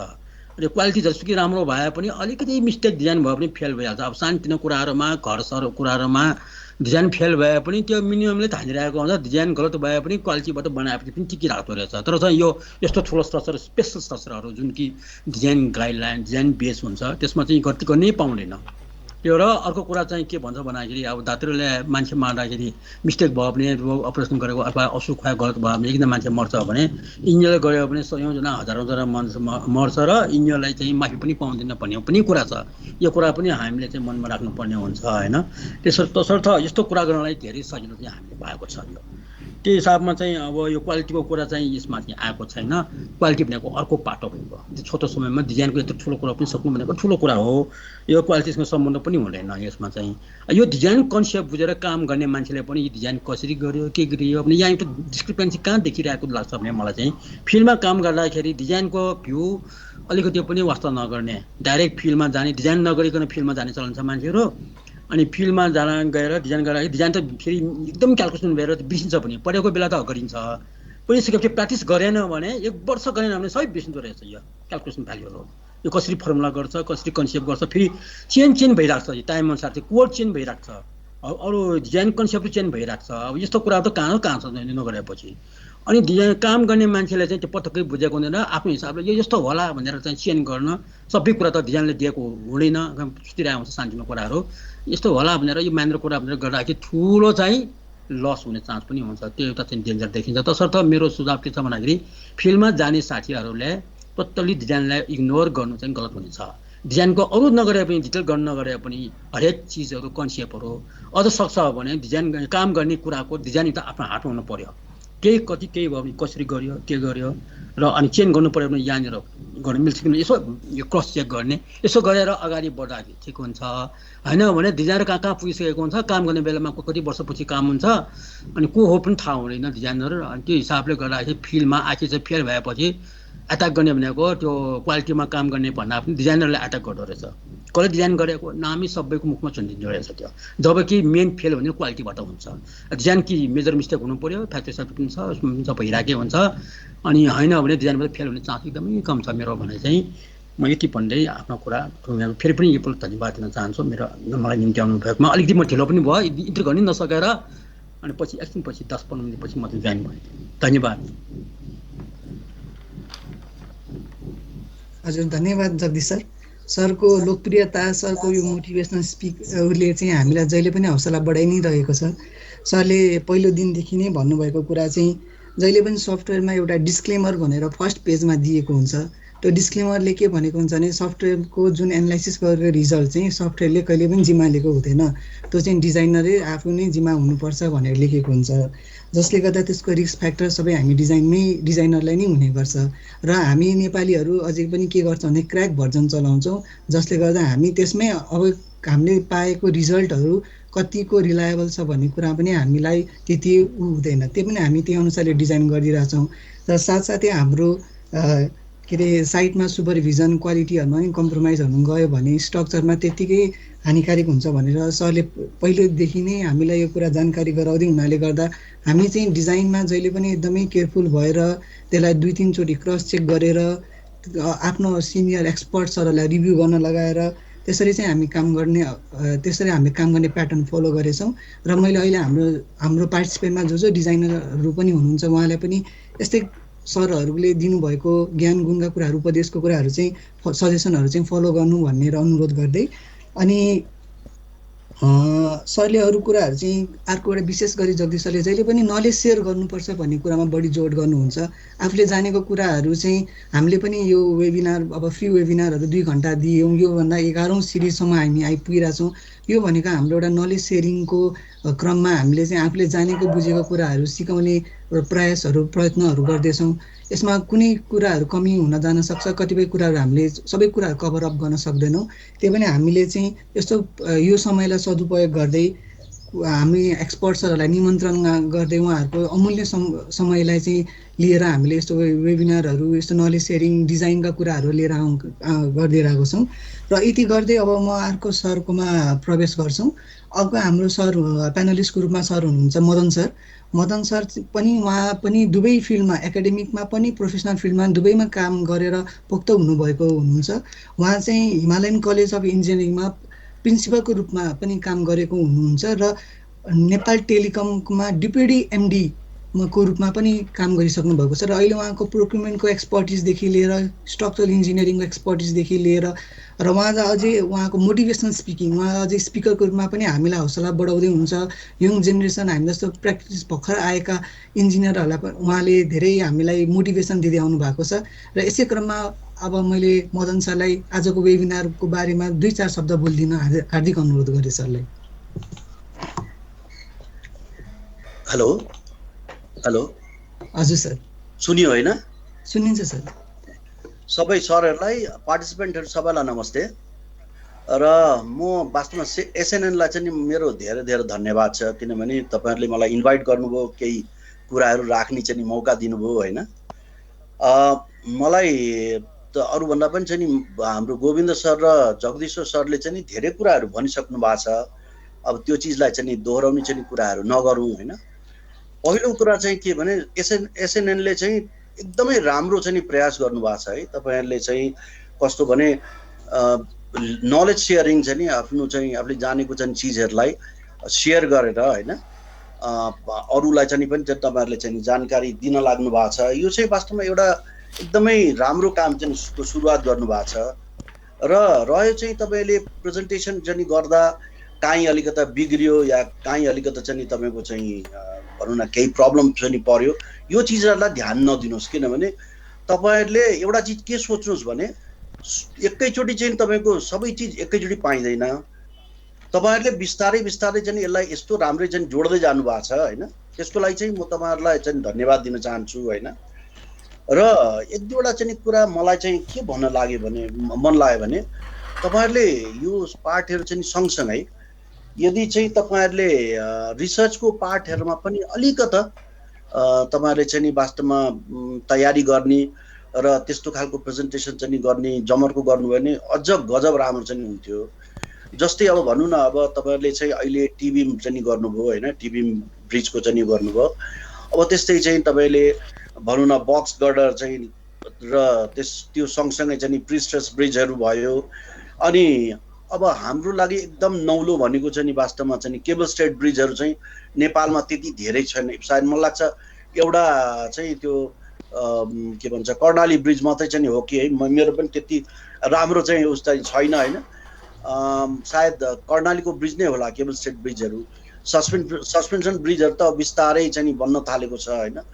यो ब्रिजहरूको विषयमा पनि अलिकति तयारी गरेर डिटेल त सम्भव छैन, तर कस्तो पनि एउटा बेसिक चाहिँ इन्साइट चाहिँ दिने कामहरू गर्नुभयो भने चाहिँ अब धेरैलाई चाहिँ फाइदा हुन्छ होइन।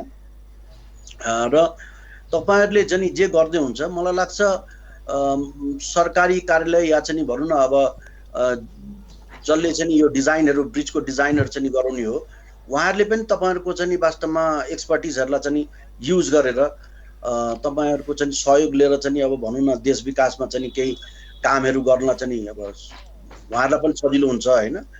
र दुई चारवटा चाहिँ चिजमा चाहिँ के भने एउटा कन्स्ट्रक्सन टेक्निक, अब क्वालिटीको कुरा गर्नुभयो सरहरूले होइन, डिजाइनको कुरा गर्नुभयो। यो डिजाइन गरेको चाहिँ चिजलाई कसरी कन्स्ट्रक्ट गर्ने त्यो कन्स्ट्रक्सन टेक्निकहरूको विषयमा पनि एउटा चाहिँ वेबिनार चाहिँ तपाईँहरूले गर्नुभयो भने चाहिँ एकदम राम्रो हुन्थ्यो होइन। अब त्यसको पनि चाहिँ अलिकता चाहिँ तपाईँहरूले तयारी गर्नुहोस् होइन। त्यो तयारी गर्दा चाहिँ अब कस्तो भने अब खालि डिजाइन मात्रै चाहिँ होइन, डिजाइन गरेको चिजलाई फिल्डमा कसरी उतार्ने त्यो उतार्ने पार्ट पनि चाहिँ एकदमै जरुरी चाहिँ चिज हो।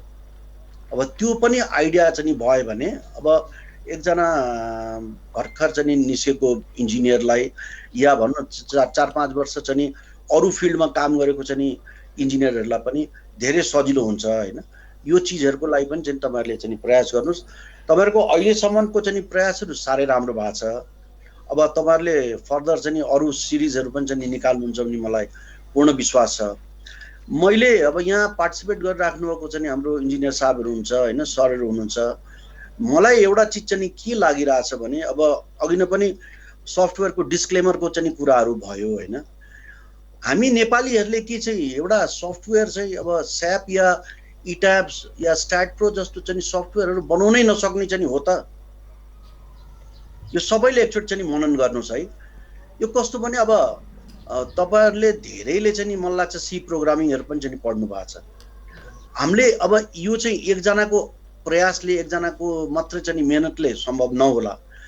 अब केही ग्रुप बनाएर होइन, अब हामीले नेपालीले चाहिँ वास्तवमा चाहिँ सफ्टवेयर बनाएर हामीले युज गर्न सक्यौँ भने एउटा चाहिँ के हुन्छ भने यो इट्याब्समा या स्यापमा या चाहिँ उसमा अब हामीले प्रयोग गरिरहेको हुन्छौँ, मोस्टली पाइरेटेड चाहिँ सफ्टवेयर युज गरिरहेछौँ होइन।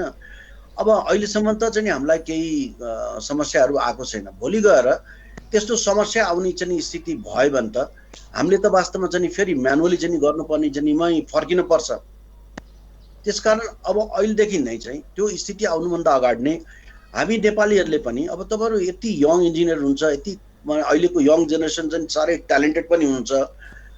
तपाईँहरूले एउटा चाहिँ वास्तवमा चाहिँ गरेर ग्रुप बनाएर यो सफ्टवेयरहरू चाहिँ बनाउने होइन। अब सिम्पल सफ्टवेयर चाहिँ अब बनायो जस्तो तपाईँको चाहिँ 2 डाइमेन्सनल फ्रेम एनालिसिसको चाहिँ सफ्टवेयर चाहिँ बनाउने पहिला होइन, अब त्यसैलाई एक्सटेन्ड गर्दै जाने त हो नि। डिजाइनको चाहिँ सफ्टवेयर पनि चाहिँ तपाईँले अब अलिकति भनौँ न अलि युजर फ्रेन्डली चाहिँ तपाईँको चाहिँ सफ्टवेयर बनाउने होइन, त्यो चिज सबै चाहिँलाई त्यसलाई चाहिँ भनौँ न एक ठाउँमा एकुमुलेट गरेर एउटा चाहिँ सफ्टवेयर बनाउने चाहिँ प्रयास गर्दा पनि चाहिँ हुन्छ। त्यो भयो भने चाहिँ वास्तवमा नेपालीहरूले पनि सफ्टवेयर चाहिँ बनाउन जानेको छन्, नेपालीहरूलाई चाहिँ अब विदेशी सफ्टवेयरको चाहिँ आवश्यकता छैन भन्ने चाहिँ खालको एउटा मेसेज पनि चाहिँ वास्तवमा चाहिँ हामीले दिनुपर्छ। हेर्नुहोस् है, अब त्यसको लागि चाहिँ पनि तपाईँहरूले आफ्नो प्रयास चाहिँ जारी राख्नुहोस् होइन। अब कस्तो भने यस पछिको पार्ट के भने अब डिजाइनहरू चाहिँ भन्दा पछिको पार्ट भनेको रिसर्च हो, नयाँ नयाँ चाहिँ तपाईँको चाहिँ टेक्निकहरू चाहिँ हामीले जान्न पर्छ होइन, अपनाउन सक्ने चाहिँ हामीसित चाहिँ क्षमता हुनुपर्छ। त्यो सबै क्षमता चाहिँ डेभलप गर्नेतिर पनि चाहिँ तपाईँहरूले प्रयास गर्नुहुन्छ भन्ने चाहिँ मलाई लाग्छ। र यति भन्दै फेरि चाहिँ तपाईँहरूले मलाई इन्भाइट गरेकोमा म तपाईँहरूलाई चाहिँ धन्यवाद दिन चाहन्छु। र विशेष गरेर हाम्रो देवेन्द्रजीले त निकै राम्रै चाहिँ अब तपाईँको प्रेजेन्टेसन गर्नुभयो छोटो समयमा। उहाँले चाहिँ अब त्यो ब्रिज डिजाइन गर्ने चाहिँ मेथडहरू चाहिँ उहाँले चाहिँ गर्नुभयो होइन। उहाँको चाहिँ अब योभन्दा अगाडि पनि चाहिँ प्रेजेन्टेसनहरू पनि चाहिँ उहाँले एकदम राम्रै चाहिँ प्रेजेन्ट गर्नुहुन्छ। अब उहाँलाई पनि चाहिँ म धन्यवाद दिँदै मेरो शब्द यहीँ टुङ्ग्याउँछु। धन्यवाद, नमस्ते। हजुर, धन्यवाद मदन सर। सरको पहिलो दिनदेखि हामीलाई सरले रिसर्चमा अलिक बढी फोकस गर्नु भन्दै आइराख्नु भएको कुरा हो। हामीले यसमा सरले सोचेको जस्तो हामीले गर्न चाहिँ सकेका छैनौँ सर, तर कोसिस चाहिँ जारी नै छ। र हामीले सरलाई पनि कतिपय कुराहरूमा हामीले सरबाट काउन्सिलिङ अथवा कुनै कुराहरू जान्न बुझ्न अलिकति अप्ठ्यारो भयो भने सरलाई जहिले पनि सम्पर्क गर्दा सरले हामीलाई जहिले पनि हौसला दिइराख्नु भएको छ। कतिपय कुराहरू चाहिँ कुनै सरहरूलाई मैले चिनेको मान्छेहरू छ उहाँसँग सम्पर्क गर्नु होला भने जोड दिन पनि हामीलाई सरहरूसँग इन्टरकनेक्टेडहरूमा गर्न पनि हामीलाई सरले धेरै नै सहयोग गरिदिनु भएको छ। र सरले भनेको कुराहरूमा अब हामीले सबै कमेन्टहरू जुन सरले हामीले दिनुभएको छ त्यसको हामीले नोट डाउन गरेर अब आउँदो दिनमा सरलाई चाहिँ हामीले सर तपाईँले भनेको कुराहरू आज चाहिँ हामीले यो कुराहरूलाई चाहिँ मनन गरेर आज चाहिँ हामीले योसम्म गऱ्यौँ भनेर देखाउने हामी प्रतिबद्धतासहित अगाडि बढ्न चाहन्छु। अब हाम्रो अन्तिम प्यानलिस्ट सर उहाँ चाहिँ सकिल सर हुनुहुन्छ। उहाँ चाहिँ ब्रिज डिजाइनमा धेरै नै नाम कमाउनु भएको नेपालमा one of the best structural designer bridge designer मध्येमा हुनुहुन्छ। उहाँ चाहिँ नेपाल गभर्मेन्टमा जति पनि ब्रिजहरूको डिजाइनहरू भएको छ उहाँहरूले थुप्रै ब्रिज डिजाइनहरू गर्नुभएको जुन चाहिँ मैले नाम लिएर सम्भवै छैन। र मैले सरको पनि पहिलो वेबिनार चाहिँ सिडेनको पहिलाको लकडाउनको टाइममा सुनेको थिएँ र त्यही बेला सरकोबाट एकदम इम्प्रेस भएको थिएँ सरको जुन प्रेजेन्टेसनको शैली। र त्यो शैलीले कारणले गर्दा होला उहाँले चाहिँ थुप्रै एजेन्सी अर्गनाइजेसनहरूले चाहिँ उहाँलाई ट्रेनिङ दिन निमन्त्रण गर्नु हुँदो रहेछ र एकदमै सस्तो प्याकेजमा यो ट्रेनिङहरू सञ्चालन हुँदो रहेछ। र त्यो मध्येमा अहिले भिभिएको ट्रेनिङ पनि उहाँले दिँदै आइराख्नु भएको। त्यति व्यस्तताको कारण पनि उहाँले हामीलाई समय दिएर आज उहाँले हामीलाई यसमध्ये अब ब्रिज डिजाइनमै उहाँ एकदमै नाम ख्याति कमाउनु भएको भएकोले गर्दा हामीले कति डिजाइनहरू छुटपुट गऱ्यौँ, कतिपय कुराहरूमा हामीले कभर अप गर्न सकेनौँ र कुनमा ब्रिजमा अहिलेको नेपालमा डिजाइनको क्रममा कस्तो छ स्थिति, कहाँनिर चाहिँ हामी ल्याग भइरहेछौँ, कुन पोर्सनमा चाहिँ हामीले सुधार गर्नुपर्नेछ, डिजाइन कन्स्ट्रक्सन फेज दुवैमा के कस्तो छ भन्ने कुराहरूको सरकोबाट केही 2-4 शब्द सुन्ने हामी एकदमै छौँ। त्यसमा अब ढिलो नगरी सरलाई नै माइक ह्यान्डओभर गरेर केही आफ्नो 2-4 शब्द भनिदिनु होला भनेर अनुरोध गरेँ सरलाई। Suckle sir. ओके, नमस्ते सबैजनालाई। एकदम यार मलाई त एकदम रुखै चढा जस्तो भयो। एनिवे यस ब्रिज डिजाइन गरेँ, अलिअलि गरेँ, खासै धेरै गरेँ होइन। र त्यो प्राविधिक कुरा भन्दा पनि अब अरू सरहरूले भने जस्तै आजको प्रोग्रामको औचित्य अथवा समथिङ लाइक यो गरेर फाइदा हुन्छ अथवा केलाई फाइदा हुन्छ भन्ने कुरो अलिकति म बोल्न चाहन्छु। मैले अब भनौँ न आजभन्दा 4-5 वर्ष अगाडिको एउटा इन्सिडेन्ट चाहिँ नि सबै समक्ष राख्न चाहन्छु।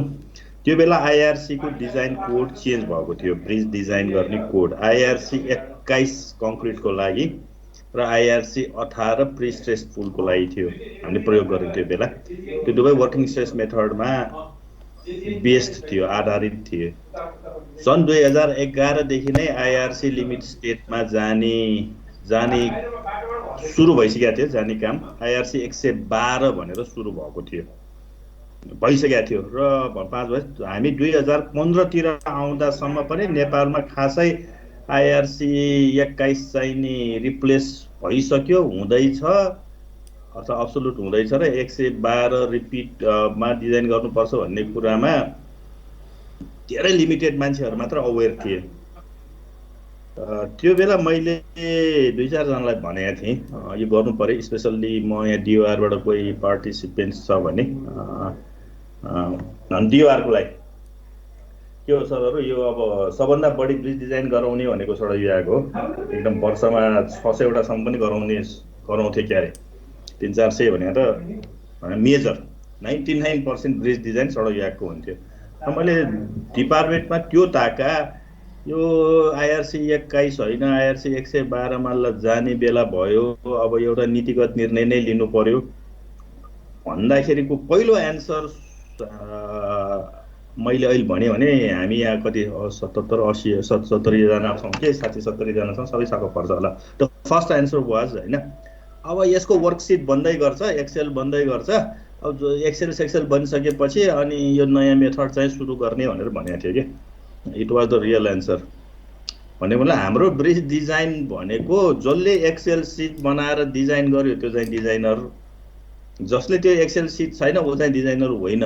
र इभन कस्तो भन्दाखेरि कोड चेन्ज भयो, अब डिजाइन प्रोसेस चेन्ज गर्नुपर्छ भन्दा पनि एक्सेल सिटै बनाएको छैन, नयाँ प्रोसेसको अथवा प्रोसिड्युरको आधारमा अब कहाँ चेन्ज गर्ने भनेर इट टुक अबाउट 4 इयर्स सडक विभागलाई IRC 112बाट डिजाइन गर्नुपर्छ अथवा लिमिट स्टेटबाट डिजाइन गर्नुपर्छ भनेर आधिकारिक रूपमा भन्न लगाउन हामीलाई 4 वर्ष लाग्यो।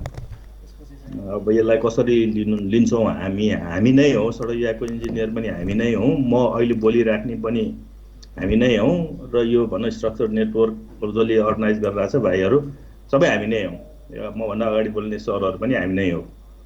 भन्दाखेरि मैले जोड्न खोजेको एक्सेलमा बनाइदिएको डिजाइन प्रोसिड्युर भनेको कतिको इम्पोर्टेन्ट छ वा छैन, वा त्यो नै हो कि ब्रिज डिजाइन भनेको सम्पूर्ण भन्ने कुरा मैले अब केही त भन्दिनँ। यो चाहिँ रियल घटना भनेको हो मैले।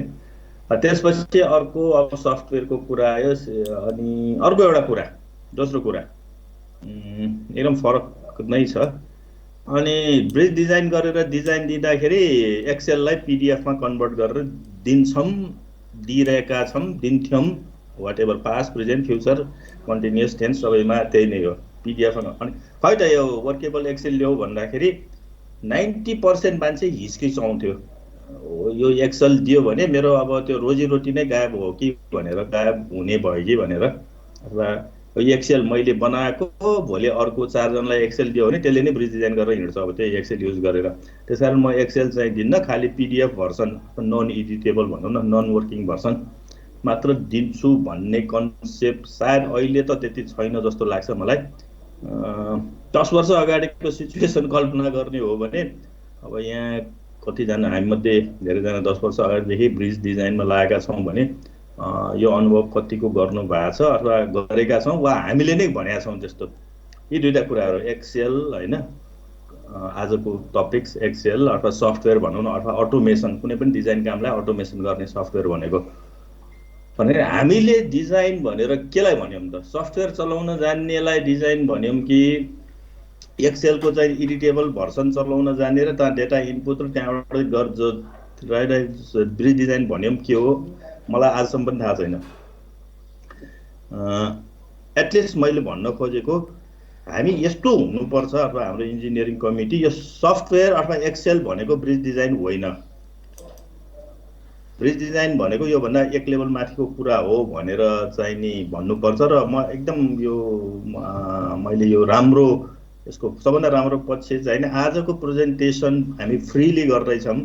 10 वर्ष अगाडिदेखि त्यो एक्सेलको PDF भर्सन मात्र दिने, एक्सेलै नदिने स्टेजबाट हामी 10 वर्षमा कति अगाडि आइसक्यौँ भन्ने कुरा चाहिँ नि आजको प्रेजेन्टेसनले सायद इन्डिकेट गर्छ, इन्डाइरेक्टली वा डाइरेक्टली। भनेको मतलब हाम्रो केटाहरू, हाम्रो साथीहरू, हामी फ्रीली सफ्टवेयर कसरी चलाउने भन्ने सिकाइरहेछौँ र एक्सेलमा कसरी प्रोग्रामिङ गर्ने अथवा एक्सेल कसरी चलाउने ब्रिज डिजाइनको लागि सिकाइरहेछौँ। जुन 10 वर्ष अगाडि चाहिँ नि मेरो पर्सनल एक्सपिरियन्स चाहिँ यो थिएन। मैले भनिहालेँ, दुईवटा म फेरि रिपिट गर्न चाहन्छु। त्यो एक्सेल बनेपछि, एक्सेल पाएपछि ब्रिज डिजाइनर हुने, नपाएपछि नहुने हो कि भन्ने अवस्थाबाट आज हामी यहाँ पुगिरहेको छौँ। त्यस कारण म एसएनएनका साथीहरूलाई आइएम भेरी भनौँ प्राउड भनौँ न, मलाई एकदम खुसी लागेको छ भित्रदेखि।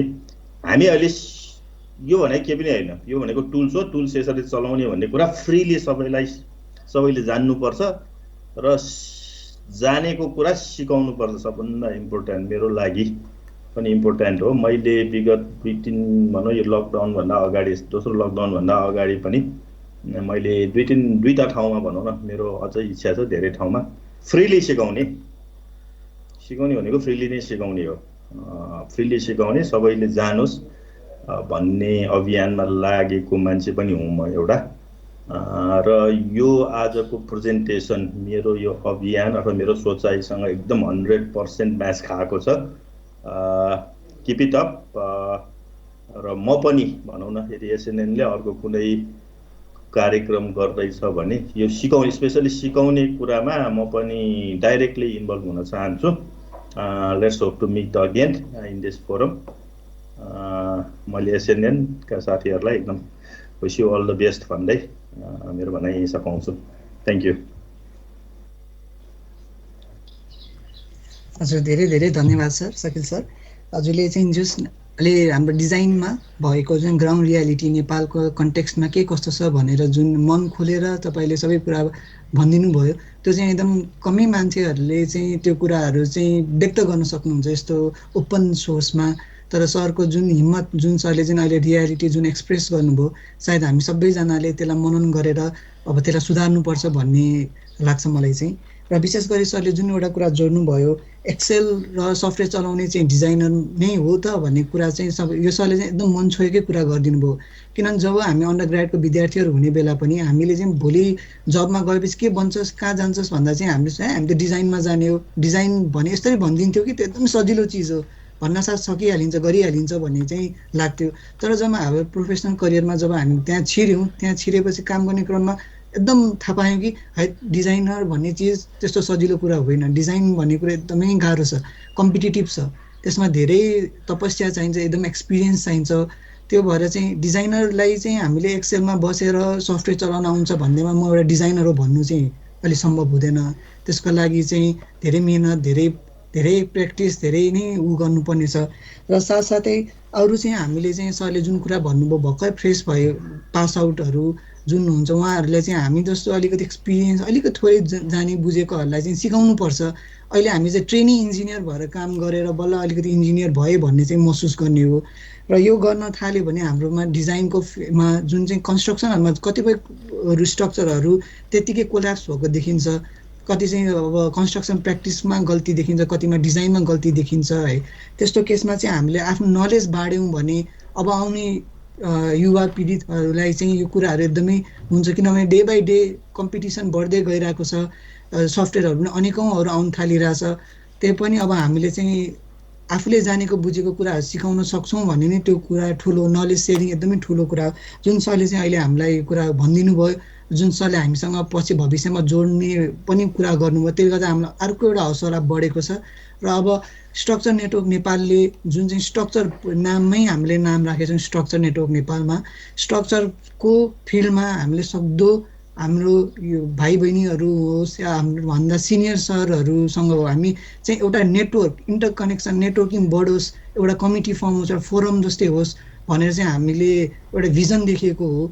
र यो भिजनका साथ हामीले 11औँ वेबिनार, फ्री वेबिनारहरू जुन चाहिँ 2 घन्टादेखि 3 घन्टासम्मको वेबिनारहरू हामीले युट्युबमा, फेसबुक हाम्रो पेजमा त्यहाँ राखेछौँ। जसले गर्दा चाहिँ जसले अटेन्ड गर्नु भएन, पछिका आउने भाइ बहिनीहरूले पनि त्यहाँबाट आएर सिकुन् बुझुन् भनेर चाहिँ हामीले गरेछौँ।